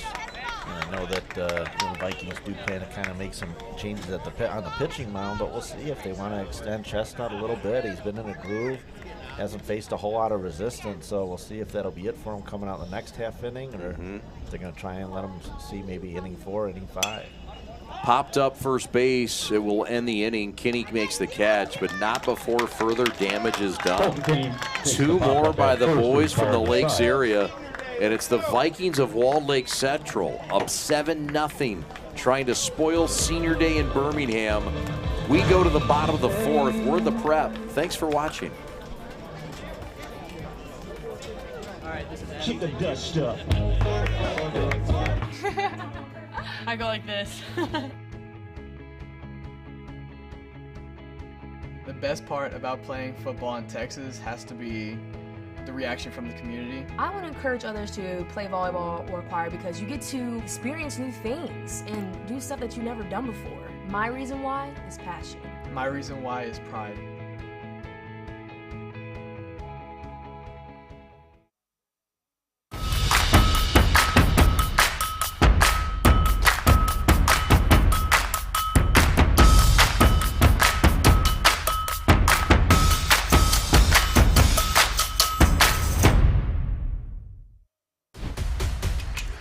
Lowering the shoulder.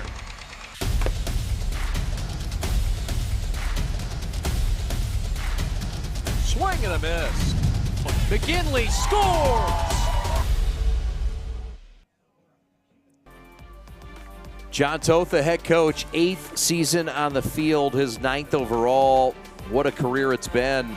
Spent some time at Waterford Mott, spent some time at Losser, but who could forget his year last year? Knocking off Brother Rice in the district title game, winning the OAA title 2 years in a row. He's out of Cleveland, out of Seatown, 2005 grad, Padua Franciscan High School. They were supposed to play his alma mater this year, and the boys from Ohio got scared. His alma mater, it's right down the road. It's Oakland University. He never left. He loves Metro Detroit. He loves Birmingham. and the state of Michigan, and he played at OU from 06 to 09, runs a successful mortgage brokerage company, and is a family guy. Wife Kelsey, 3 children, Johnny George, Ellis Fitzgerald, and Josephine Pippa, who was just born 4 short months ago. Congratulations to John Toth and his family, and success. Here's the bench boss, and most importantly, getting these young men to the next level and learning lessons of life in baseball. Yeah, obviously, brought along this group that's been so close, these group of seniors that have played together for so long, and he's kept these guys together, kept them in the program. Obviously, they enjoy playing for Toth. Must be fans of the Royal family with some of those middle names there with George and Pippa. Yeah, there's some Cleveland royalty, some British royalty. It's 5, 6, and 7. It's Wolfson, Sullivan, and DeVos for John Toth's Maples. They've got some making up to do. We talked about the Miracle Maples of '88, and what a great memory and story that is for all the folks, not just in Birmingham, but it just tells you that anything can happen. I mean, they trailed in, 3 of the 5 playoff games, Greg? Came back in the 9th inning or 7th inning or however many innings they play. There's a fly ball center field fairly deep and caught. Nelson is a magnet with that ball. And despite the ride for Wilson, who served it into left center field, that's out number 1. Yeah, really great job again from Chestnut, getting ahead of leadoff man. Been getting the first out of every inning, which is a huge thing when you're trying to keep runs off the board. And what a nice luxury it is to have a guy like Nelson out there commanding the outfield, getting to just about everything that's hit in his direction. Pitch is up and in. This is the right-handed hitting Louis Sullivan, who struck out his last time up. We've got tons of changes. We'll try to get you caught up on it. Here's what they are. For Walled Lake Central defensively, it's Shanker in for Juan. It's Seaver in for Sheehan. It's Shaw in for Holtheimer. It's Anstedig in for Campbell. It's DeVue in for Malcheski, and it's Hardy in for Buckley. I hope you got all that. I know you're scoring at home. Somebody out there is scoring. Somebody's got a scorebook on the couch and following along. For sure. Louis Sullivan, who we saw scoring touchdowns in the football season as a receiver. Grounds 1 to first, and it's handled. Makes the play unassisted, and there's 2 down. By the first baseman. Boy, obviously, we talked about the fact that the Vikings use some of these guys that are varsity caliber players down on the JV throughout the year, but boy, it sure looks like Chestnut belongs here on the big level, cruising through almost 4 innings here. That Shaw in at first defensively. Shanker is in again at defensively at second. DeVue is in at short. That one's popped up. Chestnut says, that's mine, and the infield gets nervous, but he catches it anyway. A 1-2-3 inning, and Walled Lake Central walking with a lot of confidence. The kids from Commerce feeling just right on this Saturday in Birmingham. 7-0 Vikings. We're back to the 5th inning after this. We are the MHSAA, a collection of 750 high schools and 750 middle schools, from Temperance to Copper Harbor, from New Buffalo to Alpena. Each year, more than 250,000 students play one of our 28 sports. More than 1.5 million fans attend our postseason games. There are 30,000 coaches and 8,000 officials, not to mention all of the volunteers. The MHSAA believes in the 4 S's. School sports should be safe and kept in the appropriate scope. We believe nothing beats great sportsmanship, and that scholarship in the classroom is more important than excellence on the field or court. Most of all, we believe school sports should be fun. So come out and join us at a game. Support your school, support your community, and come see what the excitement is all about.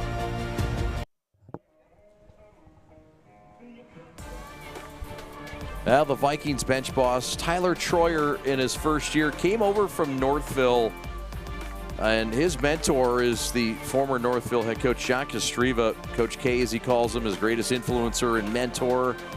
Came over from Northville. He was the wide receiver coach on the football and assistant coach on JV.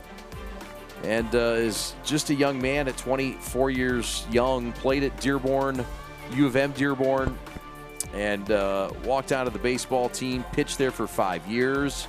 Says he's got the youngest varsity staff in the state, maybe. And there you see some of the staff members there. And look, this is a team that's led by youth. 24-year-old head coach, 23-year-old assistant, 22-year-old assistant, 21-year-old assistant. And there you see one of his assistants, Tony Brubaker Flood, also an assistant. Tony played at Walled Lake Central and at Eastern Michigan in softball, and she's one of the great assistants as well. But this is a staff that, look, when you have that young energy and you have that message, sometimes it catches on a little quicker. Yeah, I think there's different styles of coaching and different guys you could play for at the high school level. You might play for a grizzled coach like a Bob Riker at Brother Rice, who's been there almost 3 decades. But then there are instances like here at Walled Lake Central where you get a guy in his early 20s and kind of infuses a lot of energy into a program that needs it. This is Braden Seaver, the batter. Seaver, a guy that's in this ball game, has been on base and has scored. Had that ground ball, you'll recall, single up the middle between the legs of the pitcher, Kernan.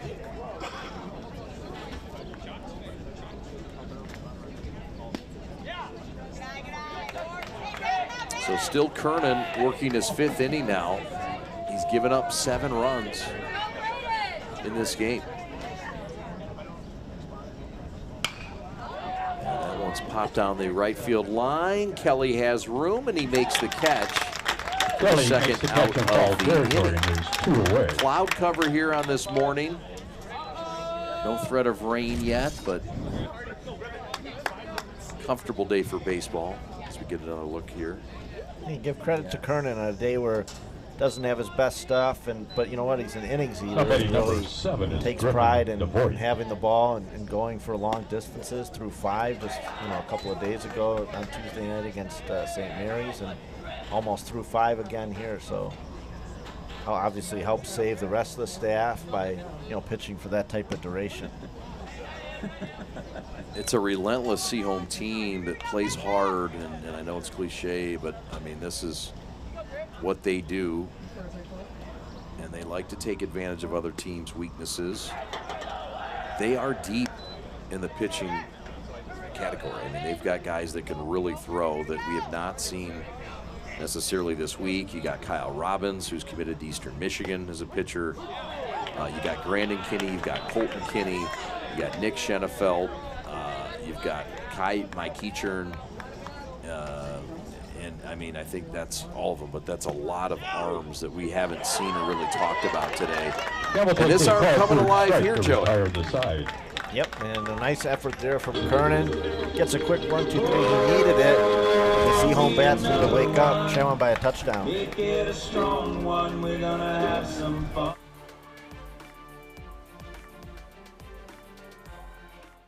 In today's ever-changing mortgage lending world, the importance of true professionals has never been greater. At Success Mortgage Partners, we want you to have the experience of a lifetime. Founded and owned by Catholic League alumni, our family-centered business keeps your interest at heart as we help you navigate this turbulent market with ease. If you or a family member has a mortgage need, please call me, Owen Lee, at 734-822-9792.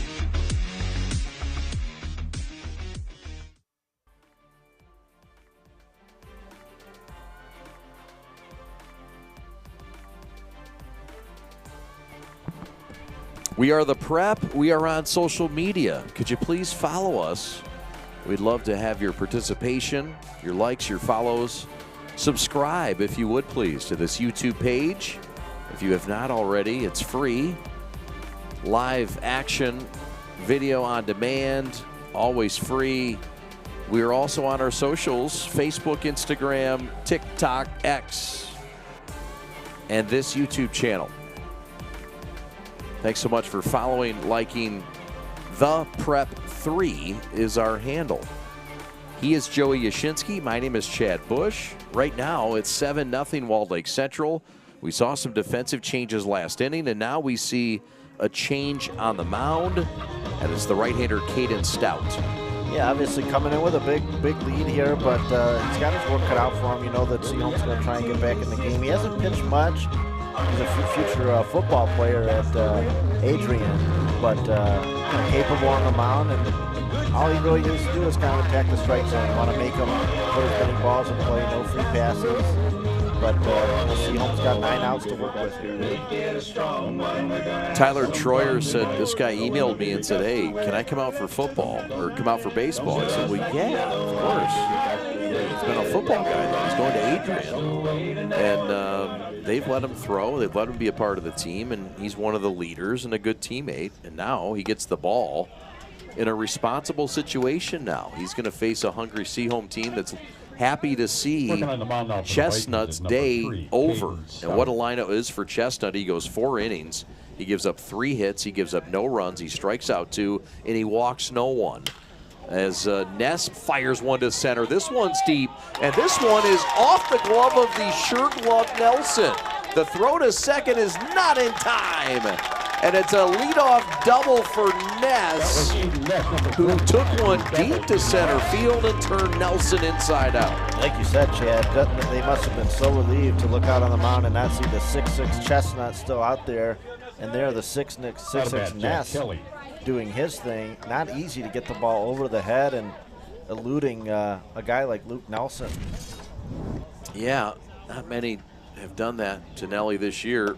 So here is the train that keeps it rolling, as here comes number 5. This is Jack Kelly.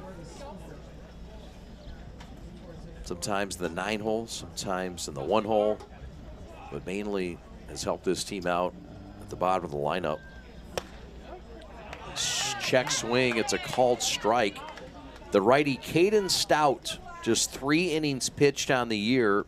Opponents are hitting .091 against him, but the ERA is 9.33, so he has given up a fair amount of walks. And that is a slider that stays upstairs. 2-1 to Kelly. Nice patience here from Kelly. He knows that Seaholm needs as many base runners as they can. Gets a big start here. Big at bat from Ness to lead off with a double. Big 6'6" frame on that second base as Kelly fouls it back and the fight continues. There will be a bit of a party in between games, I understand.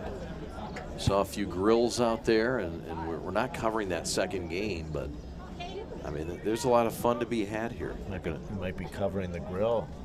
Might be covering that grill. Partaking, yeah. Yeah, might be having an anniversary dog here. A glizzy, thanks, Pat.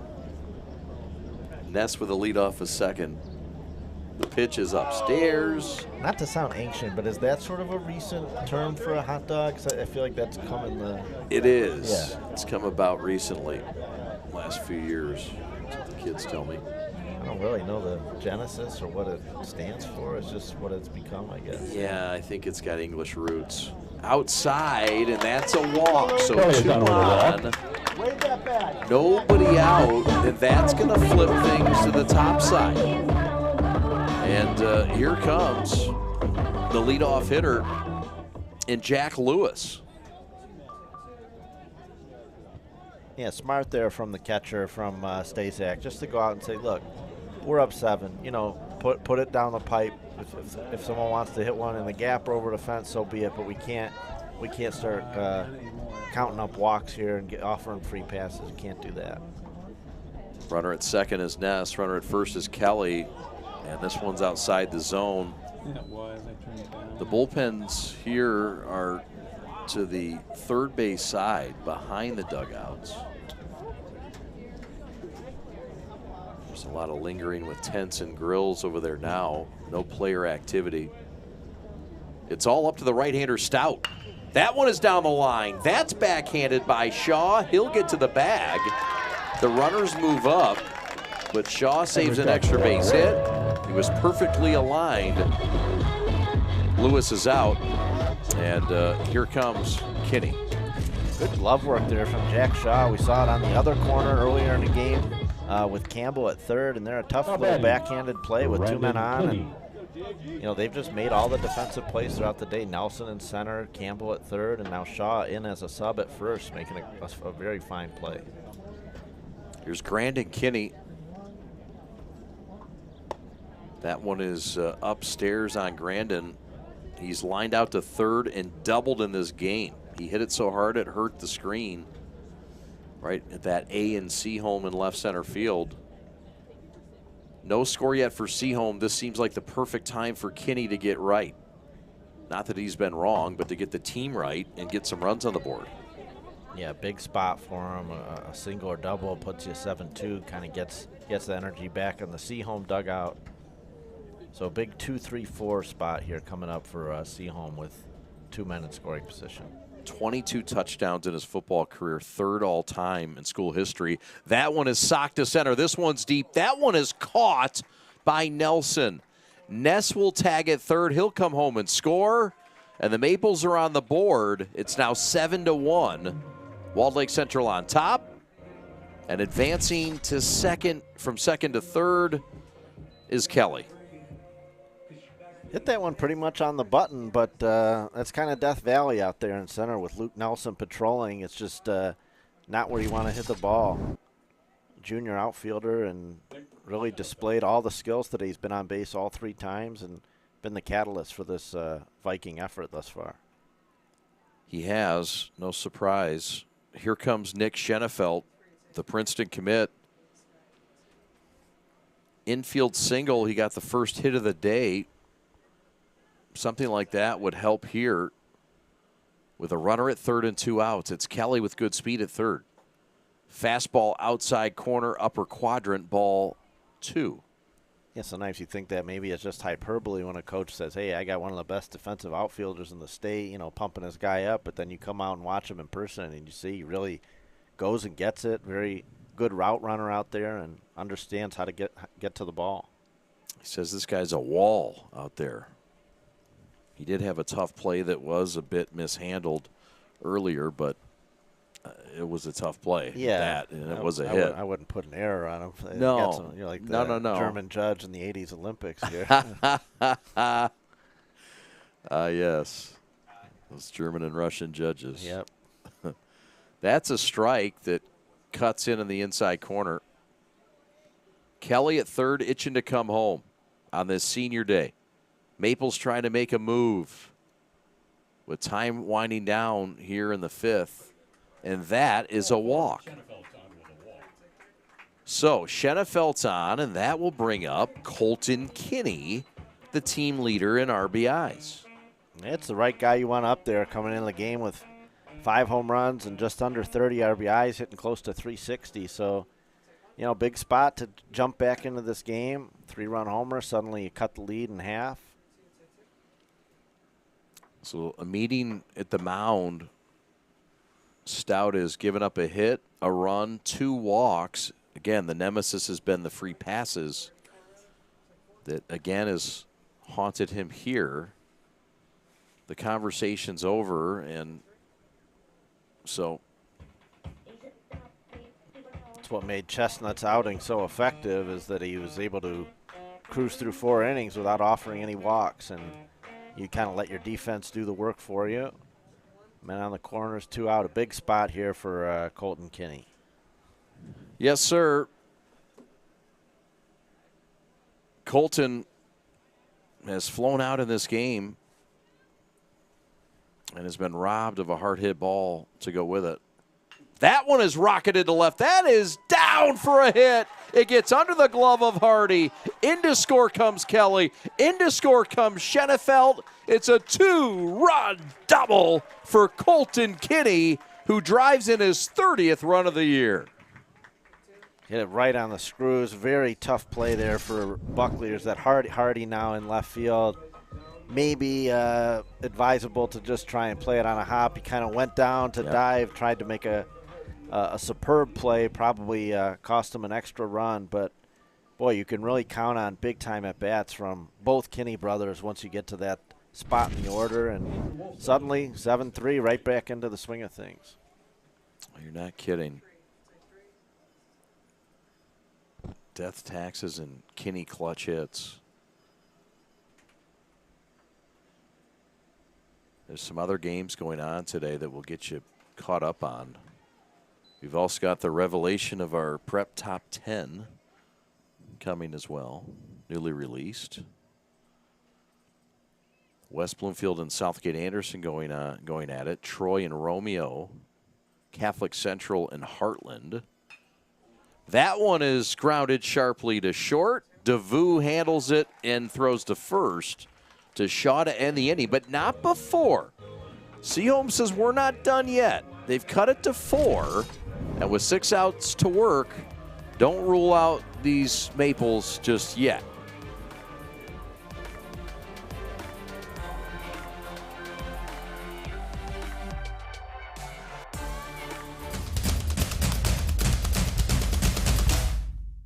As the voice of Michigan's student athletes, the Student Advisory Council's role is to convey the message of how high school sports should be played. We are responsible for helping the MHSAA maintain a positive and healthy atmosphere in which interscholastic athletes can thrive. We believe that athletes should be competitive, sportsmanlike, and excel academically. We believe that students in the stands should have fun, but not take away the focus from the game. We believe coaches should act like teachers, helping student athletes develop while still keeping high school sports in perspective. We believe that parents should always be positive role models and support their child's decisions. We believe officials commit their own time to high school sports. And respect should always be shown and given to them. The most important goal for student athletes is to enjoy high school sports while keeping a high level of respect between all those involved in the games. Enjoy the game.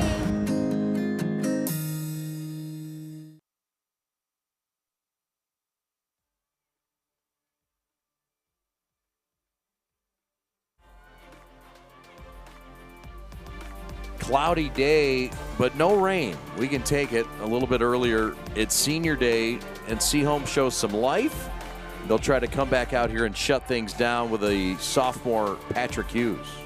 Yeah, whether or not the comeback comes ultimately to fruition, obviously tough to come back from 7 down with 3 innings to go, but great to see this type of fight from the Maples. Obviously don't want to go down without giving it their all here on senior day. So a big 3 spot there in the 5th. Obviously they were happy to see Chestnut come out of the game. And if they get a clean one here, a 1-2-3, a quick inning, I wouldn't be surprised to see them cut into it a little more in the bottom of the 6th. 8-9-1 due up for Walled Lake Central, who leads at 7-3. They got 4 in the first, 1 in the third, and 2 in the fourth. Meanwhile, the Maples just cracked the seal in the 5th with 3 runs. There's a looper to right center, and Kelly comes in to handle it. And so the leadoff man, Bradley Anstendig, is out. And that'll bring up number 14, Anthony Hardy, the left fielder. Catholic Central 3, Heartland 1. That is just underway. I think it's in Novi. Catholic Central leads at 3-1. They played yesterday, and CC knocked off Heartland 7-5. CC has been on quite a run. They knocked off Seaholm 9-6 on Thursday. They beat Divine Child 3-0 on Tuesday, and they knocked off West Bloomfield last Saturday 8-1. Other games going on as well. But right now it's Hughes, the pitcher, who's thrown a nice array of off-speed pitches. Yeah, and a little bit of a different look. Obviously not presenting the same stature as a guy like Kernan, so a different look here for the Vikings to try and figure out. But good at bat there from Hardy to draw the walk. Hardy's on base. Walled Lake Central lost some folks from a year ago. One of them is playing down at Ohio State, and Griffin DeVoe is his older brother is at Ohio State. There's a ground ball up the middle. That's a base hit. That is Luke Nelson, and that's his third time on today. Nelson now has 2 singles and has been on base twice via the walk. 4th time on today, Joey. Don't sell him short. He's had a day. If there's a G being given out today, I think he's trying to take ownership of that. But really, I mean, almost a kind of a team-wide G. They've gotten contributions everywhere. A great starting pitching effort from Chestnut. So just a nice cumulative effort on the part of the Vikings in a game that maybe most would have expected the Maples to kind of be the favorite in. Yeah, there's no doubt about that. So this is Shanker with his first at bat. Gavin DeVoe is the guy I was trying to think of who they lost last year, Walled Lake Central did. He's Ohio State freshman right-handed pitcher, all Big Ten, named by the league office in Evanston a couple of days ago. As a freshman, that's nothing to sneeze at. All freshman team. All freshman, yeah. My bad, yep. So pretty impressive either way. So they lost DeVoe. Yeah, I think the Big Ten tournament going on now. Kind of a interesting play there at Iowa and Illinois yesterday. A double play called at second on what looked to be a very innocent slide. And really, I believe the Iowa coach is still screaming somewhere. Oh boy. Not right now. We also see on that all Big Ten freshman team Jason Oliver from Orchard Lake St. Mary's on that team for Indiana. A couple Michigan guys on that club. So now bases are loaded, and the freshman Patrick Hughes in a little bit of a jam. The wall's starting to come in on the sophomore, and now he'll have to handle the 3-hitter who's already had a big day, Danny Sheehan. Danny Sheehan up next. Yeah, the Maples have turned one big double play with the bases loaded. They need another one in the worst way here. Down 4 in the 6th, probably can't afford to let this deficit grow any larger. That one's popped up.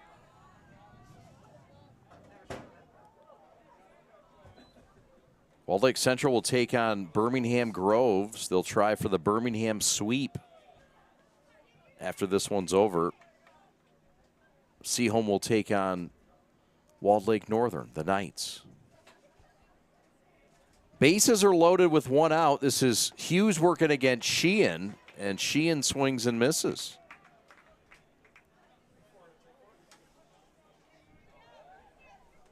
Sheehan a big day, 2 for 3 with 2 RBIs. Grounds one to short, slowly throw to first, and he's out. Fine play by Grandin Kinney, but the run scores. Crossing home plate is Hardy, and it's now 8-3. Vikings by 5. Here's a look at the RBI ground out. Yeah, those are the type of high-level at-bats that the Vikings have been putting together all day. So, I mean, realizing that with 2 strikes, bases loaded, really a key run on third base, doesn't need to do anything too drastic, just put the ball in play, and a slowly hit ground ball to the left side scores a run.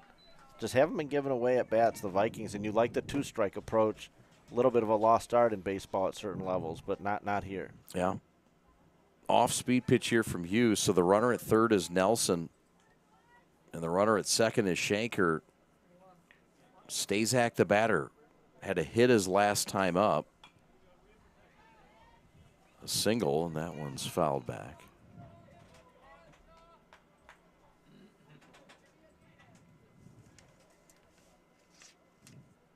Only 296 down the left field line, but I'm pretty sure in the last couple nights we've been here, I don't think we've seen one over the fence out there. We haven't. We saw a home run by a Kinney against West Bloomfield, and that's the only home run we've seen in this park.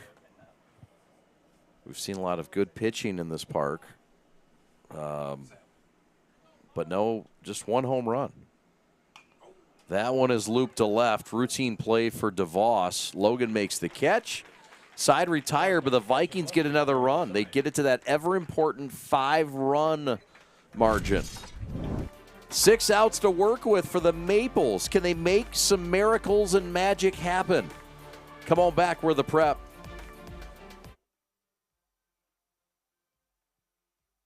In today's ever-changing mortgage lending world, the importance of true professionals has never been greater.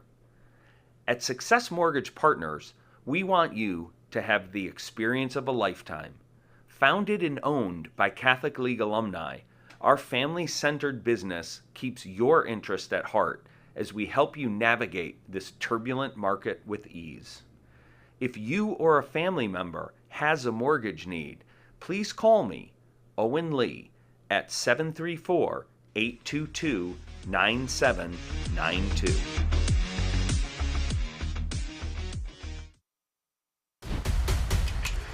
Lowering the shoulder.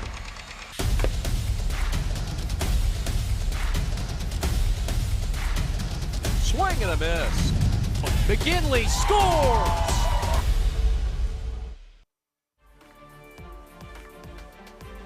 There's the seniors, Logan DeVos, Jack Kelly, Eamon Kernan, Colton Kinney, Grandon Kinney, Jack Lewis, Kai Mykechern, Ethan Ness, Andrew Peterson, Kyle Robbins, Nick Schenefeld, Louis Sullivan, and Aiden Wolfson. What a group. And will never be forgotten. John Toth's most productive group since he's been here. And they've brought some of the best memories to Seaholm baseball since that '88 state championship. Yeah, team. what a unique group, and we'll see what they can do come state tournament time. But yeah, I mean, all the way from the Birmingham Little League, all the way through their senior year here at Seaholm. So a long, interesting ride for those 13 guys, and they've done it pretty much always together. A lot of production that they'll have to replace. I'm sure that's going to be a tall order in next season. You're talking about replacing that many players of that caliber. We've also got a pitcher that's been replaced. Josh Olson is the new pitcher for Walled Lake Central. He wears number 15. He's a senior. He's 6'1", 155. And he's making his 11th appearance of the year, the veteran Olson. First pitch swinging is Sullivan. Skies it deep to left center. But the vacuum Nelson's over, and he makes the catch in the gap for the first pitch, 1 out here in the 6th.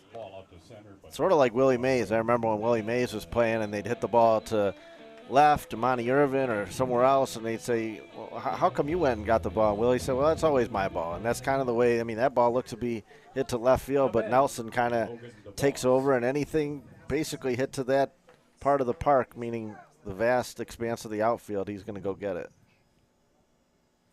This is a guy, Olson, that's 7 of his 10 appearances have been in relief. 1-1 on the year. He's given up 21 runs, 21 hits, 14 runs earned, 15 walks against 10 strikeouts. So we'll see how patient Seaholm is against Mr. Olson. It's Olson with 2 S's, O-L-S-S-O-N.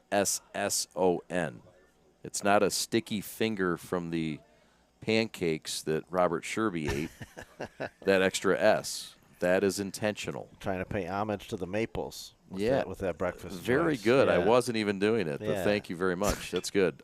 There's a shot to short, and DeVoe makes it work and catches it, and that's a tough luck, hard hit out for Logan DeVos.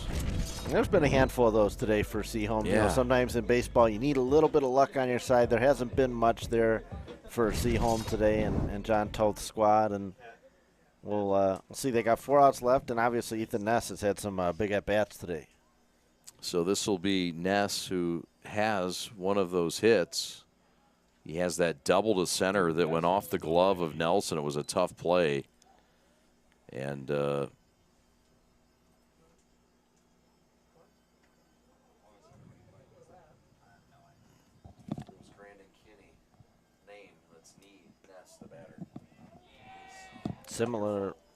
Similar name as Elliot Ness, the Kevin Costner's character from The Untouchables, 88, I believe. Yeah, good call. Yeah. Good call. Hey, look at the kitty. Look at that kitty. How about it? And the baby. Look at all that. You say, oh, kitty? Is it kitty? Meow. Oh, kitty. I thought you said Kenny. No, kitty. Kitty. Like purr. Yeah. Meow. Is that a good kitty? Was it Kenny holding a kitty? Yeah. I don't know. That's pretty good. That's pretty. I need you to start writing for me. You be my writer, please. Ness is the batter, 3-0. The pitch, Olson with an extra S, and it's upstairs. Let's get back to that kitty. Is that Kenny holding the kitty? It's not? Can we let Kenny hold the kitty? It'd be a better story. You guys have a cat at home or no? No. You got your work cut out. My wife's allergic to everything, including cats. Yeah, Francesca and Bruno, that's enough to occupy your time, right? Bruno loves the kitty. He loves animals. He would die for an animal pet, but Mama's allergic to everything under the sun, including cats, and that rules that out. Then I think there goes that, and there goes the head coach Tyler Troyer marching to the mound, not happy with what's gone down here. Free passes probably have to be getting under his skin right here. Yeah, up 5, definitely want to make the opposition put bat to ball, let the defense try and make a play. Kind of a big at-bat here for Kelly. With Lewis, Kinney, and Schenefeld coming up, if you could potentially reach base here, you'd have 2 on with those big bats coming up. And there you go, Chad. They just got the cat loose. It is on a chain. And they got the cat on a it's Kernan. Okay. Is that a black His day's cat? over. No, it's Okay. dark gray. Dark gray, yeah. That could have been the cause of things today. You know what? 'Cause that's sort of a Is thing. it a black cat? I don't know, but in historically in baseball, that's not a. Yeah, you don't want that cat out there. Pitch gets away from Stazak. Ness down to second, and yeah. Yeah, famously the 1969 Cubs, well in front of everyone in the division. Black Cat goes behind Don Kessinger in the on-deck circle at Shea Stadium. Suddenly the Cubs season goes completely south. The Mets overtake them. Miracle Mets of 69 win the World Series. So well, let's make sure that cat's not jinxing things. That one's fouled and headed towards the bullpen and/or Lincoln. Jinxie cat. How about both? The bullpen and Lincoln. So that's Ness at second trying to get home on senior day. That's Kelly, the batter, trying to drive him in with 2 outs. Down 5. Maples trying to make some magic happen against this Josh Olson.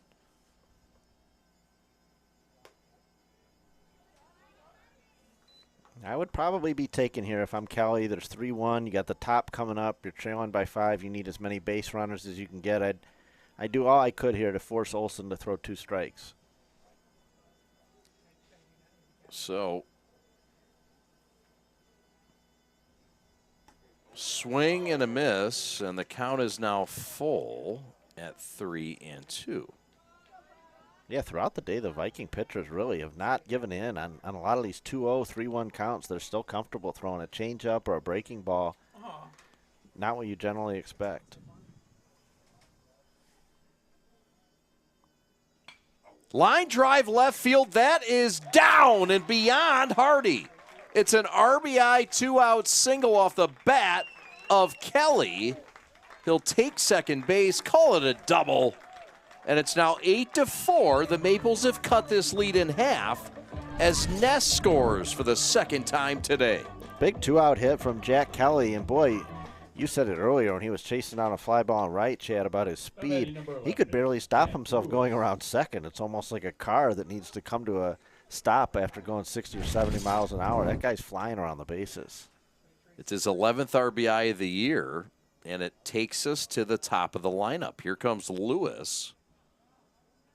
And Maples inching their way back against Olson. And that bench for the Maples wants an explanation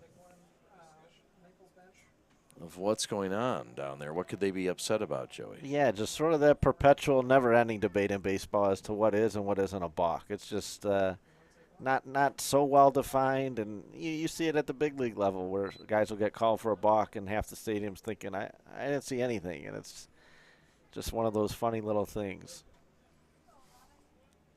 Jack Lewis, the batter, 247 hitter, trying to get something going, trying to drive in the other Jack at second. If you could somehow pass this baton to Kenny Schenefeld-Kinney, trailing by 4, this thing could get pretty interesting. Obviously, you already have 2 out, but a big at-bat from Lewis just as Kelly kept this going. If you can get it to Grandin and Schenefeld and then the other Kinney, really could make for an interesting 6th inning here. Jack Lewis struck out, flown out, and grounded out in this game. Trying to drive in his senior classmate Kelly in the senior laden lineup on senior day. And now Olson has lost it upstairs. Hitters count for Lewis, the lefty. Some better patience this inning from Seaholm. And a walk here would be obviously very productive. 2-1. You don't want to help out the pitcher here if you can help it. Having trouble finding that zone right now is Josh Olson. We're expected to see Braden Seaver perhaps next for Walled Lake Central. 3-1 the count to Jack Lewis. And that one's fouled back and headed for Christian Jackson. Hi, Christian. What a great staff we've got here on hand for this day, led by Robert Sherby, Evan Westfall on replay, Rob the Huntman Hunter on graphics, Rob Sarna on audio. It's the day of the Robs. If you're a Rob and you're in this booth, you're definitely in the right place. Or if your name's Greg and you're in this booth, you're in the right place because it's named after him. It's the Greg Sherman booth. The legendary PA announcer, the Maples. Great to hear his tones. That one's popped up. Should be the final out of the inning. Seaver coming in. Shanker going out. It's Seaver and the side retired. But the Maples inching their way back. 4 runs in the last 2 innings. They get it within that 4-run threshold. Just enough to give you a thought that the Miracle Maples might revisit Senior Day in Birmingham today.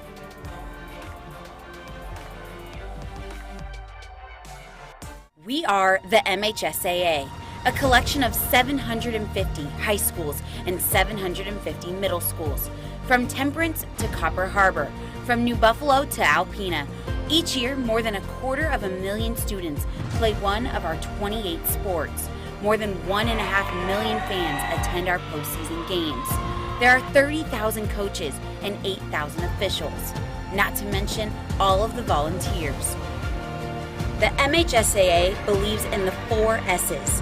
School sports should be safe and kept in the appropriate scope. We believe nothing beats great sportsmanship, and that scholarship in the classroom is more important than excellence on the field or court. Most of all, we believe school sports should be fun. So come out and join us at a game. Support your school, support your community, and come see what the excitement is all about.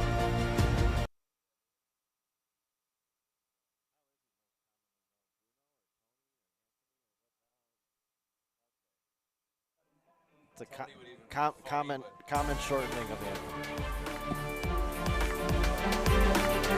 Oh, yeah, look at the sausages, the dogs, the burgers. It's Senior Day. It's a celebration. And the grills are fired up, all the condiments, the toppings. But the Maples want to celebrate with a win. And right now, they've got work to do.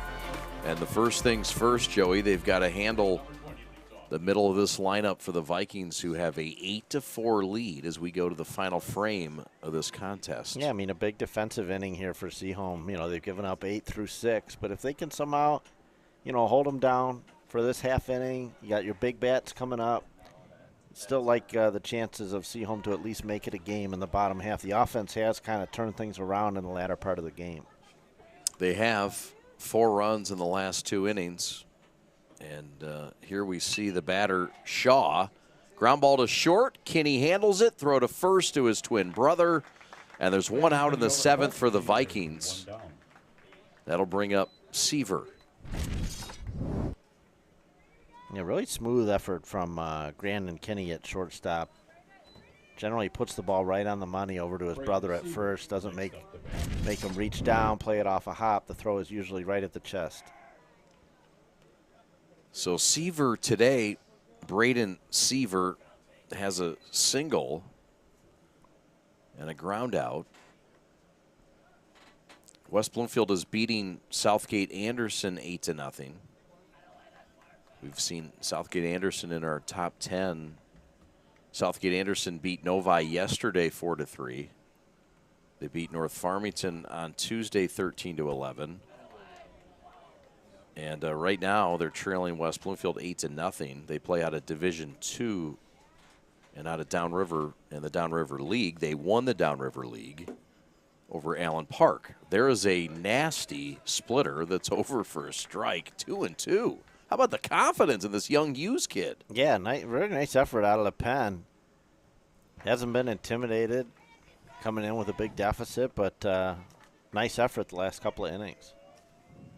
A call up from JV, Hughes. And he's working against Seaver here. And Hughes has just walked his third Viking of the day. He's given up just one hit and one run, but it's been the walks that have given him trouble, and you can't afford to give up another run here. Yeah, really need a zero up on the board in the worst way. At least hold it to 8-4. Let Kenny Shenif out Kenny, see what they can do in the bottom. But yeah, another run or two, and it could kind of spell the end. So here is DeVooght, spelled D-E capital V-O-O-G-H-T. It's Griffin DeVooght.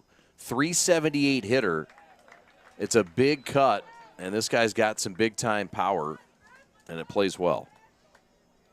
Heading to play at Lansing Community College, I believe. That's exactly right. Best hitter on the team, and one of their best arms lately as well.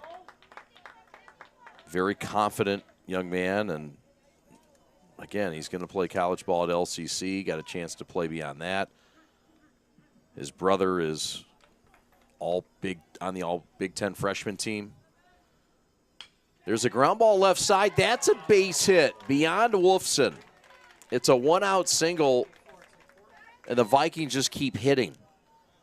And they've got two on with one out and trying to get some more insurance here in Birmingham. Yeah, the Vikings came right out of the chute with an aggressive approach, and they've really kept that up throughout the game here in the 7th with 2 on and 1 out, just putting a lot of balls in play, not many strikeouts, and it's brought them success today. 10 hits in this game. That's a foul ball. The runners will have to head back. Seaver to second and DeVooght back to first. I don't believe that the Viking coaching staff thinks that ball touched any part of the bat. But that was the call.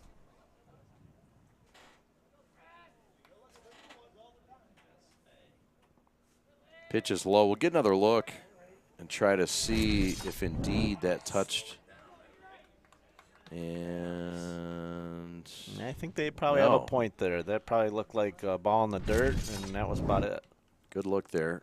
Swing and a miss, the dark one. This is Anstandig. Anstandig, Brad Anstandig, a senior, 5'8", 135. Ground ball to short. Kinney charges. Kinney throws to first. There's 2 outs. Runners move to second and third. And this will be a critical at bat and matchup as we now see to the plate Anthony Hardy. Another nice effort there from Kinney, understanding the time and situation of the play, not worried about potentially flipping behind for a force at second, just getting the out in front of him at first. Ground ball back to Hughes. He'll throw to first, and the side retired. So Hughes deals a 0 when they need it the most. The Maples down 4. Can magic happen on this morning that's just turned a day in Birmingham? Come on back. We're the Prep. Thanks for watching. Every high school sporting event in the state of Michigan has one thing in common: officials. Every game, every meet, every match. Without officials, there'd be no touchdowns. no three-pointers, no face-offs.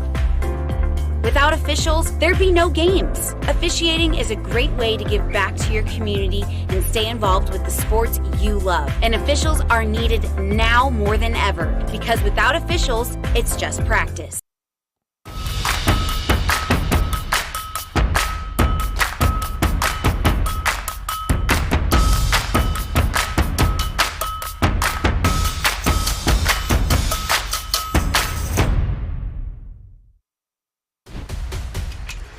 Lowering the shoulder.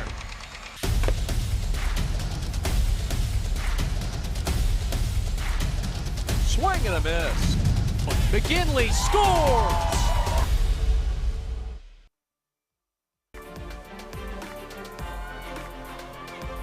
Closing time for Senior Day in Birmingham, and on in relief to try to close it out for Walled Lake Central is the right-handed pitcher, number 8, Levi Shanker. And Joey, what should we know about Mr. Shanker?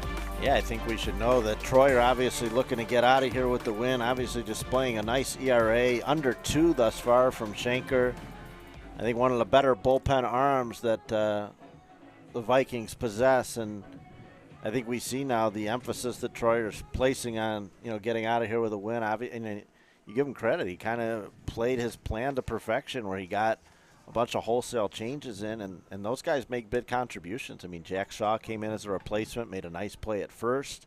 DeVue and what he's done. So pretty good depth here from the Vikings to be able to sub that many guys, and the level of play really hasn't dropped at all. Really is. 1-2 on the year with a 1.82 ERA. He's got his hands full with Kinney here. It'll be both Kinneys that'll face. The first is Grandin.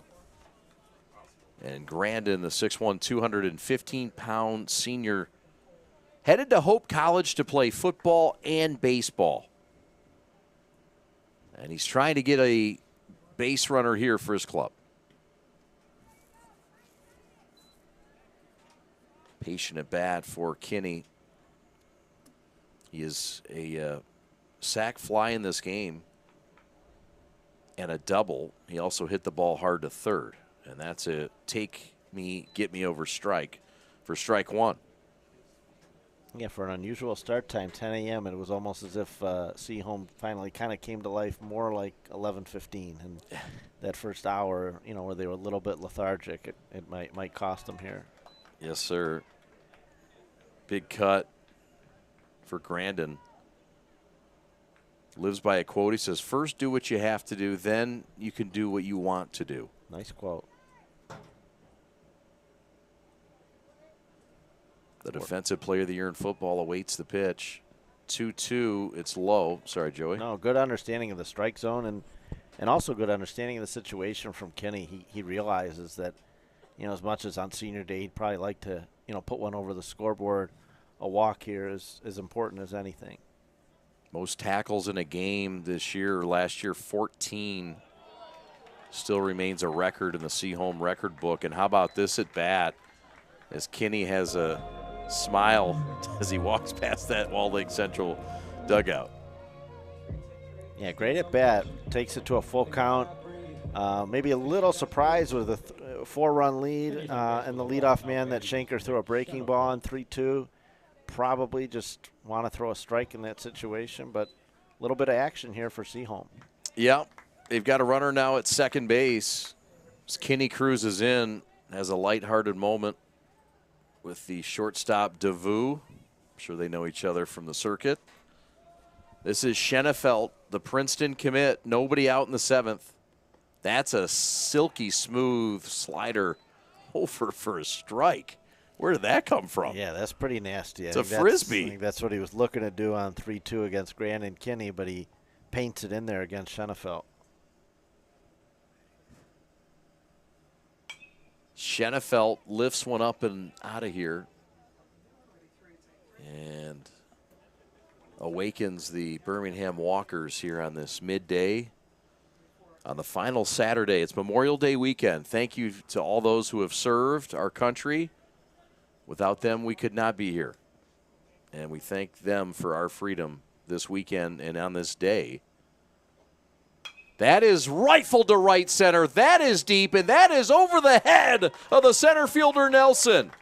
Kinney in to score. Schenefeld cruises in with a no-out double, and it's now 8-5. Here come the Maples in the 7th. Yeah, Seaholm not going quietly into that good night. A great at-bat to start the inning from Grandin. Kinney moves over on a wild pitch, and then Schenefeld with a rocket over the head of Nelson in center. They're in business, trailing by just 3, and suddenly the on-deck man represents the tying run. Yes, sir. This is Colton Kinney, who was the team MVP of the football club earlier, and he's trying to be the team MVP right here and now. This is a ground out to the right side, and a frustrating Colton looks up to the cloudy sky and says, that's not the one I wanted.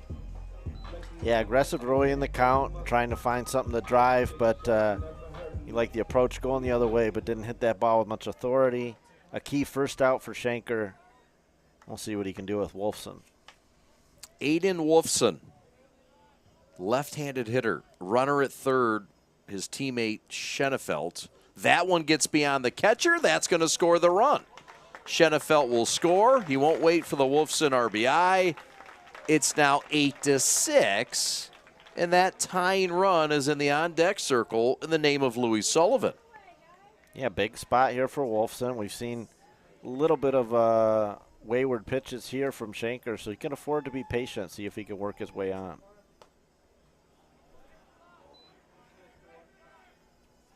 Wolfson, a guy that Coach Toth has really raved about, a Swiss Army knife guy that just really has been smooth on defense, can play different positions. There's a tapper. They're going to have to hustle. DeVoe throws, and it's wild.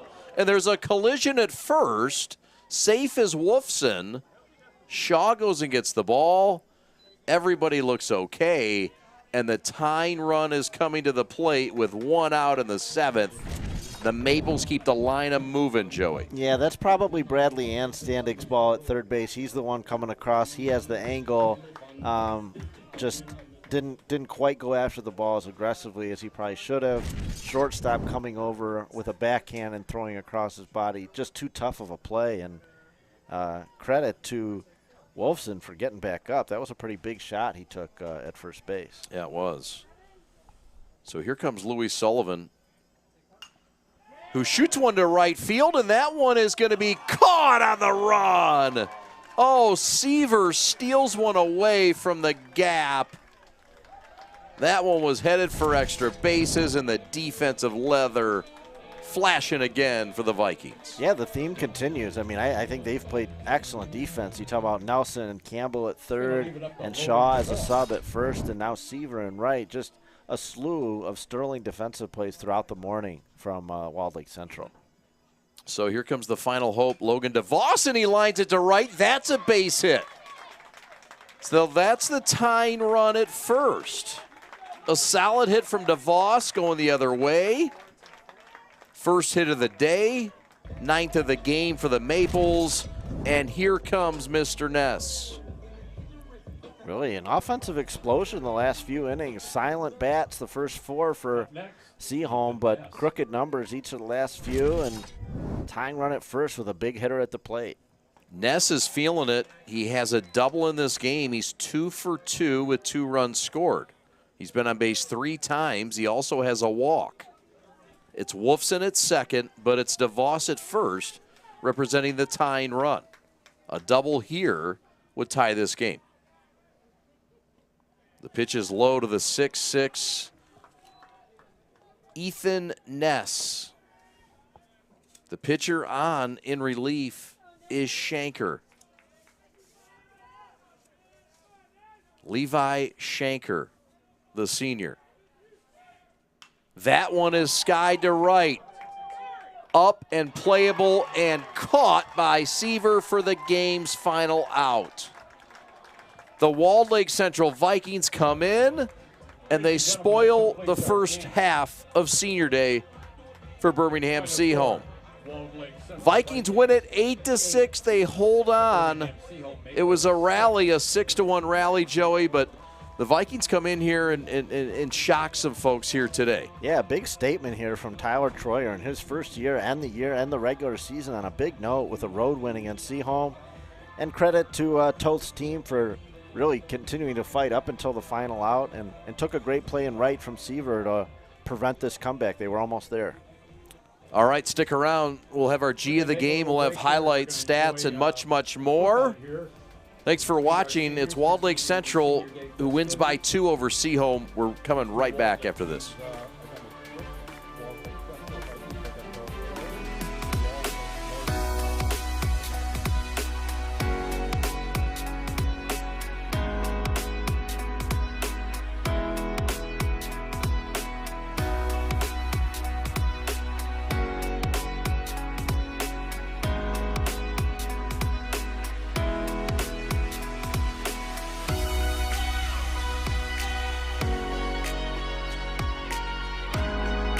Throughout your life, from big moments to ones well-earned, we're your financial guardian angel. Alliance Catholic Credit Union.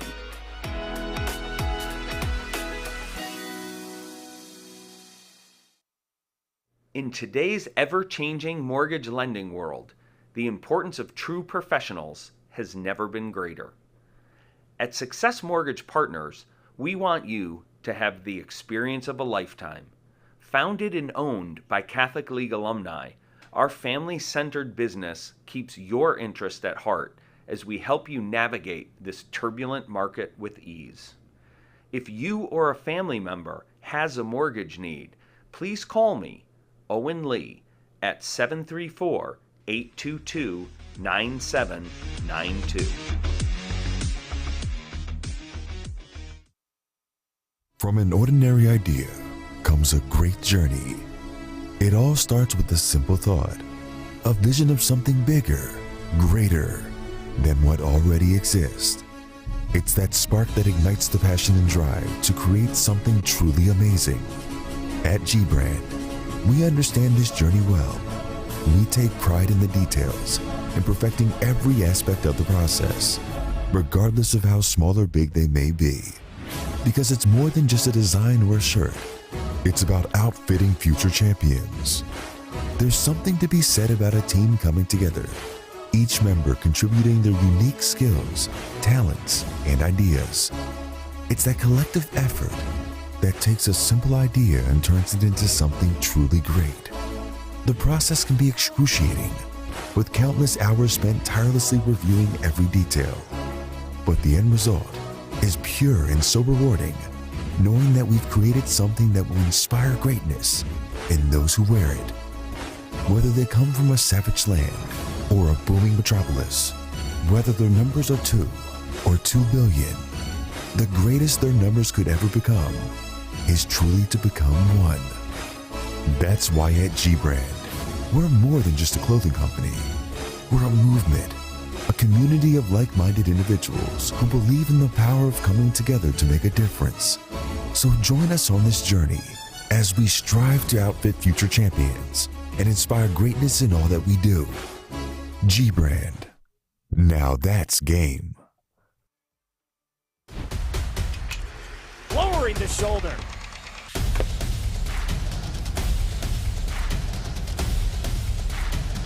Swing and a miss. McGinley scores! Walled Lake Central wins it 8-6. They couldn't have done it without their senior, Danny Sheehan. 2 for 4, 3 RBIs, Danny. You guys got off to a fast start. 4-0 lead in the first. Yes, sir. Talk about the confidence level coming in. You must have had some. It showed in that first inning with the production. Yeah, me and the boys, we've been hitting all year, and it's coming at the right time, getting hot before districts, and all the credit to this team, man. I love them so much, and couldn't have done it without them. You got a new head coach this year, and Tyler Troyer. What's it been like in this new regime, and how have the guys responded? It's been amazing, getting some new energy in here, especially someone that we can relate to that's our age, and it's really been great with the whole new coaching staff. I feel like it's really getting the boys going, and it's going to be a great year. Played a lot of players today, too. A lot of guys were able to get in the game, yet stay focused. It has to be nice to see a total team victory. Yeah, shout out to Dylan Chestnut, too, man. He came up from JV, pitched a great game. I think 4 innings, 1 hit against this great Seaholm team. All the credit to him, too. All right, man. Congratulations. All the best the rest of the year, and good luck later on over at Birmingham Groves. Appreciate it. Thank you. All right, there he is, Danny Sheehan, our G of the game, sponsored by G Brand USA. He's going to receive a hat, and we'll have more postgame as we roll on from Long Ball Live in Birmingham, Seaholm. 8-6, the Vikings upset Seaholm today in Birmingham.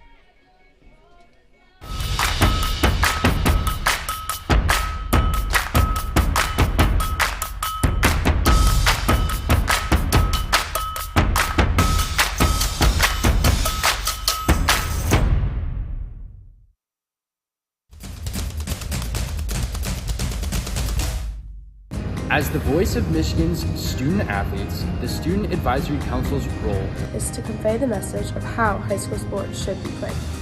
We are responsible for helping the MHSAA maintain a positive and healthy atmosphere in which interscholastic athletes can thrive. We believe that athletes should be competitive, sportsmanlike, and excel academically. We believe that students in the stands should have fun, but not take away the focus from the game. We believe coaches should act like teachers, helping student athletes develop while still keeping high school sports in perspective. We believe that parents should always be positive role models and support their child's decisions. We believe officials commit their own time to high school sports, and respect should always be shown and given to them. The most important goal for student athletes is to enjoy high school sports while keeping a high level of respect between all those involved in the games. Enjoy the game.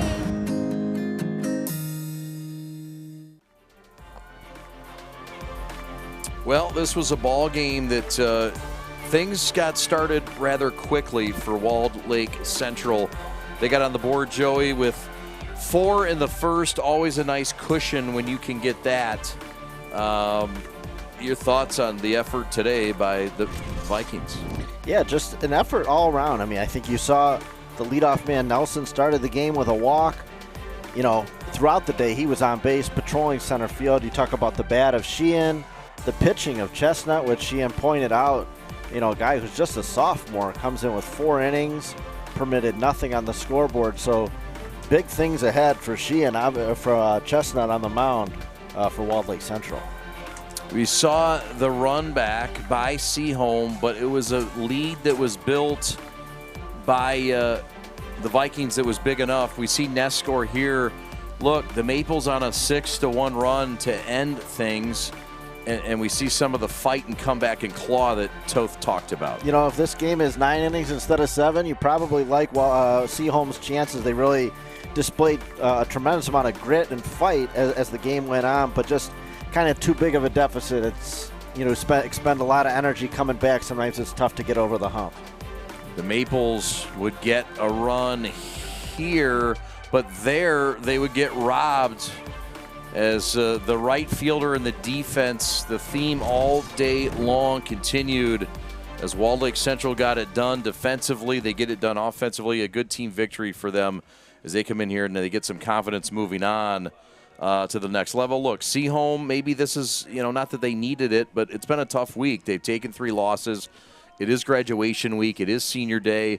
No excuses, but sometimes there are emotional letdowns, and sometimes it serves as a wake-up call that can help down the line. Yeah, like you said, maybe not the worst thing. You're heading into the key moment of the season here in the postseason, and if there's ever a teaching moment, it's, hey, we kind of came out. We didn't have the right intensity from the start. We're not going to be able to do that going forward. We have to come out from pitch 1 and play like we did innings 5, 6, and 7 here. So I expect much better effort from Seaholm once we come to state tournament time. We talked to Danny Sheehan, and he said shout out to Chestnut, who we called up from JV. And all Chestnut did was come in here and shut down Birmingham Seaholm. So, I mean, yeah, what else can you say about the sophomore right-hander Dylan Chestnut, who goes 4 innings, gives up 3 hits, no runs, 2 strikeouts, and no walks? Yeah, and if not for sort of that pre-planned setup by Coach Troyer to kind of rotate some guys in and get that pitching staff kind of moving, you know, had he let Chestnut just kind of take the ball, I wouldn't have been surprised to see him throw 5, 6, maybe get through the game. He really had complete control, breaking stuff, and wasn't walking anybody. Just really bodes well for the future for him on the mound for the Vikings. Meanwhile, it wasn't the best effort from Eamon Kernan, but 5 innings, 8 hits, 7 runs, 4 strikeouts. He's a different pitcher when he's getting first pitch strikes. Didn't get it. We also saw some good things from Patrick Hughes today. Yeah, nice effort from Patrick Hughes, kind of that over-the-top delivery. And, that keeping Walled Lake Central down was what enabled Seaholm to at least make it a game late. And really, except for a couple of good defensive plays on the part of the Vikings, Seaholm might have been able to get all the way back. But you like the fight they displayed in making this an 8-6 game come the end. Great job today. He's Joe Yashinsky. My name's Chad Bush. Want to thank our great, talented, hardworking staff. Pat Bush on statistics, Robert Sherby, your executive producer, Evan Westfall on replay, Rob Hunter, the Huntman on graphics, Chris Rose on a camera, Christian Jackson on a camera, and Nate Moynihan on a camera as well. We are The Prep. Thanks so much for watching. Stay tuned. We'll have action next week, playoff baseball, but we're coming up Tuesday with Plymouth Christian at Walled Lake Western. Thanks so much for watching today. Have a great Saturday, everybody. 8-6, Walled Lake Central knocks off Seaholm. Have a great day, everybody.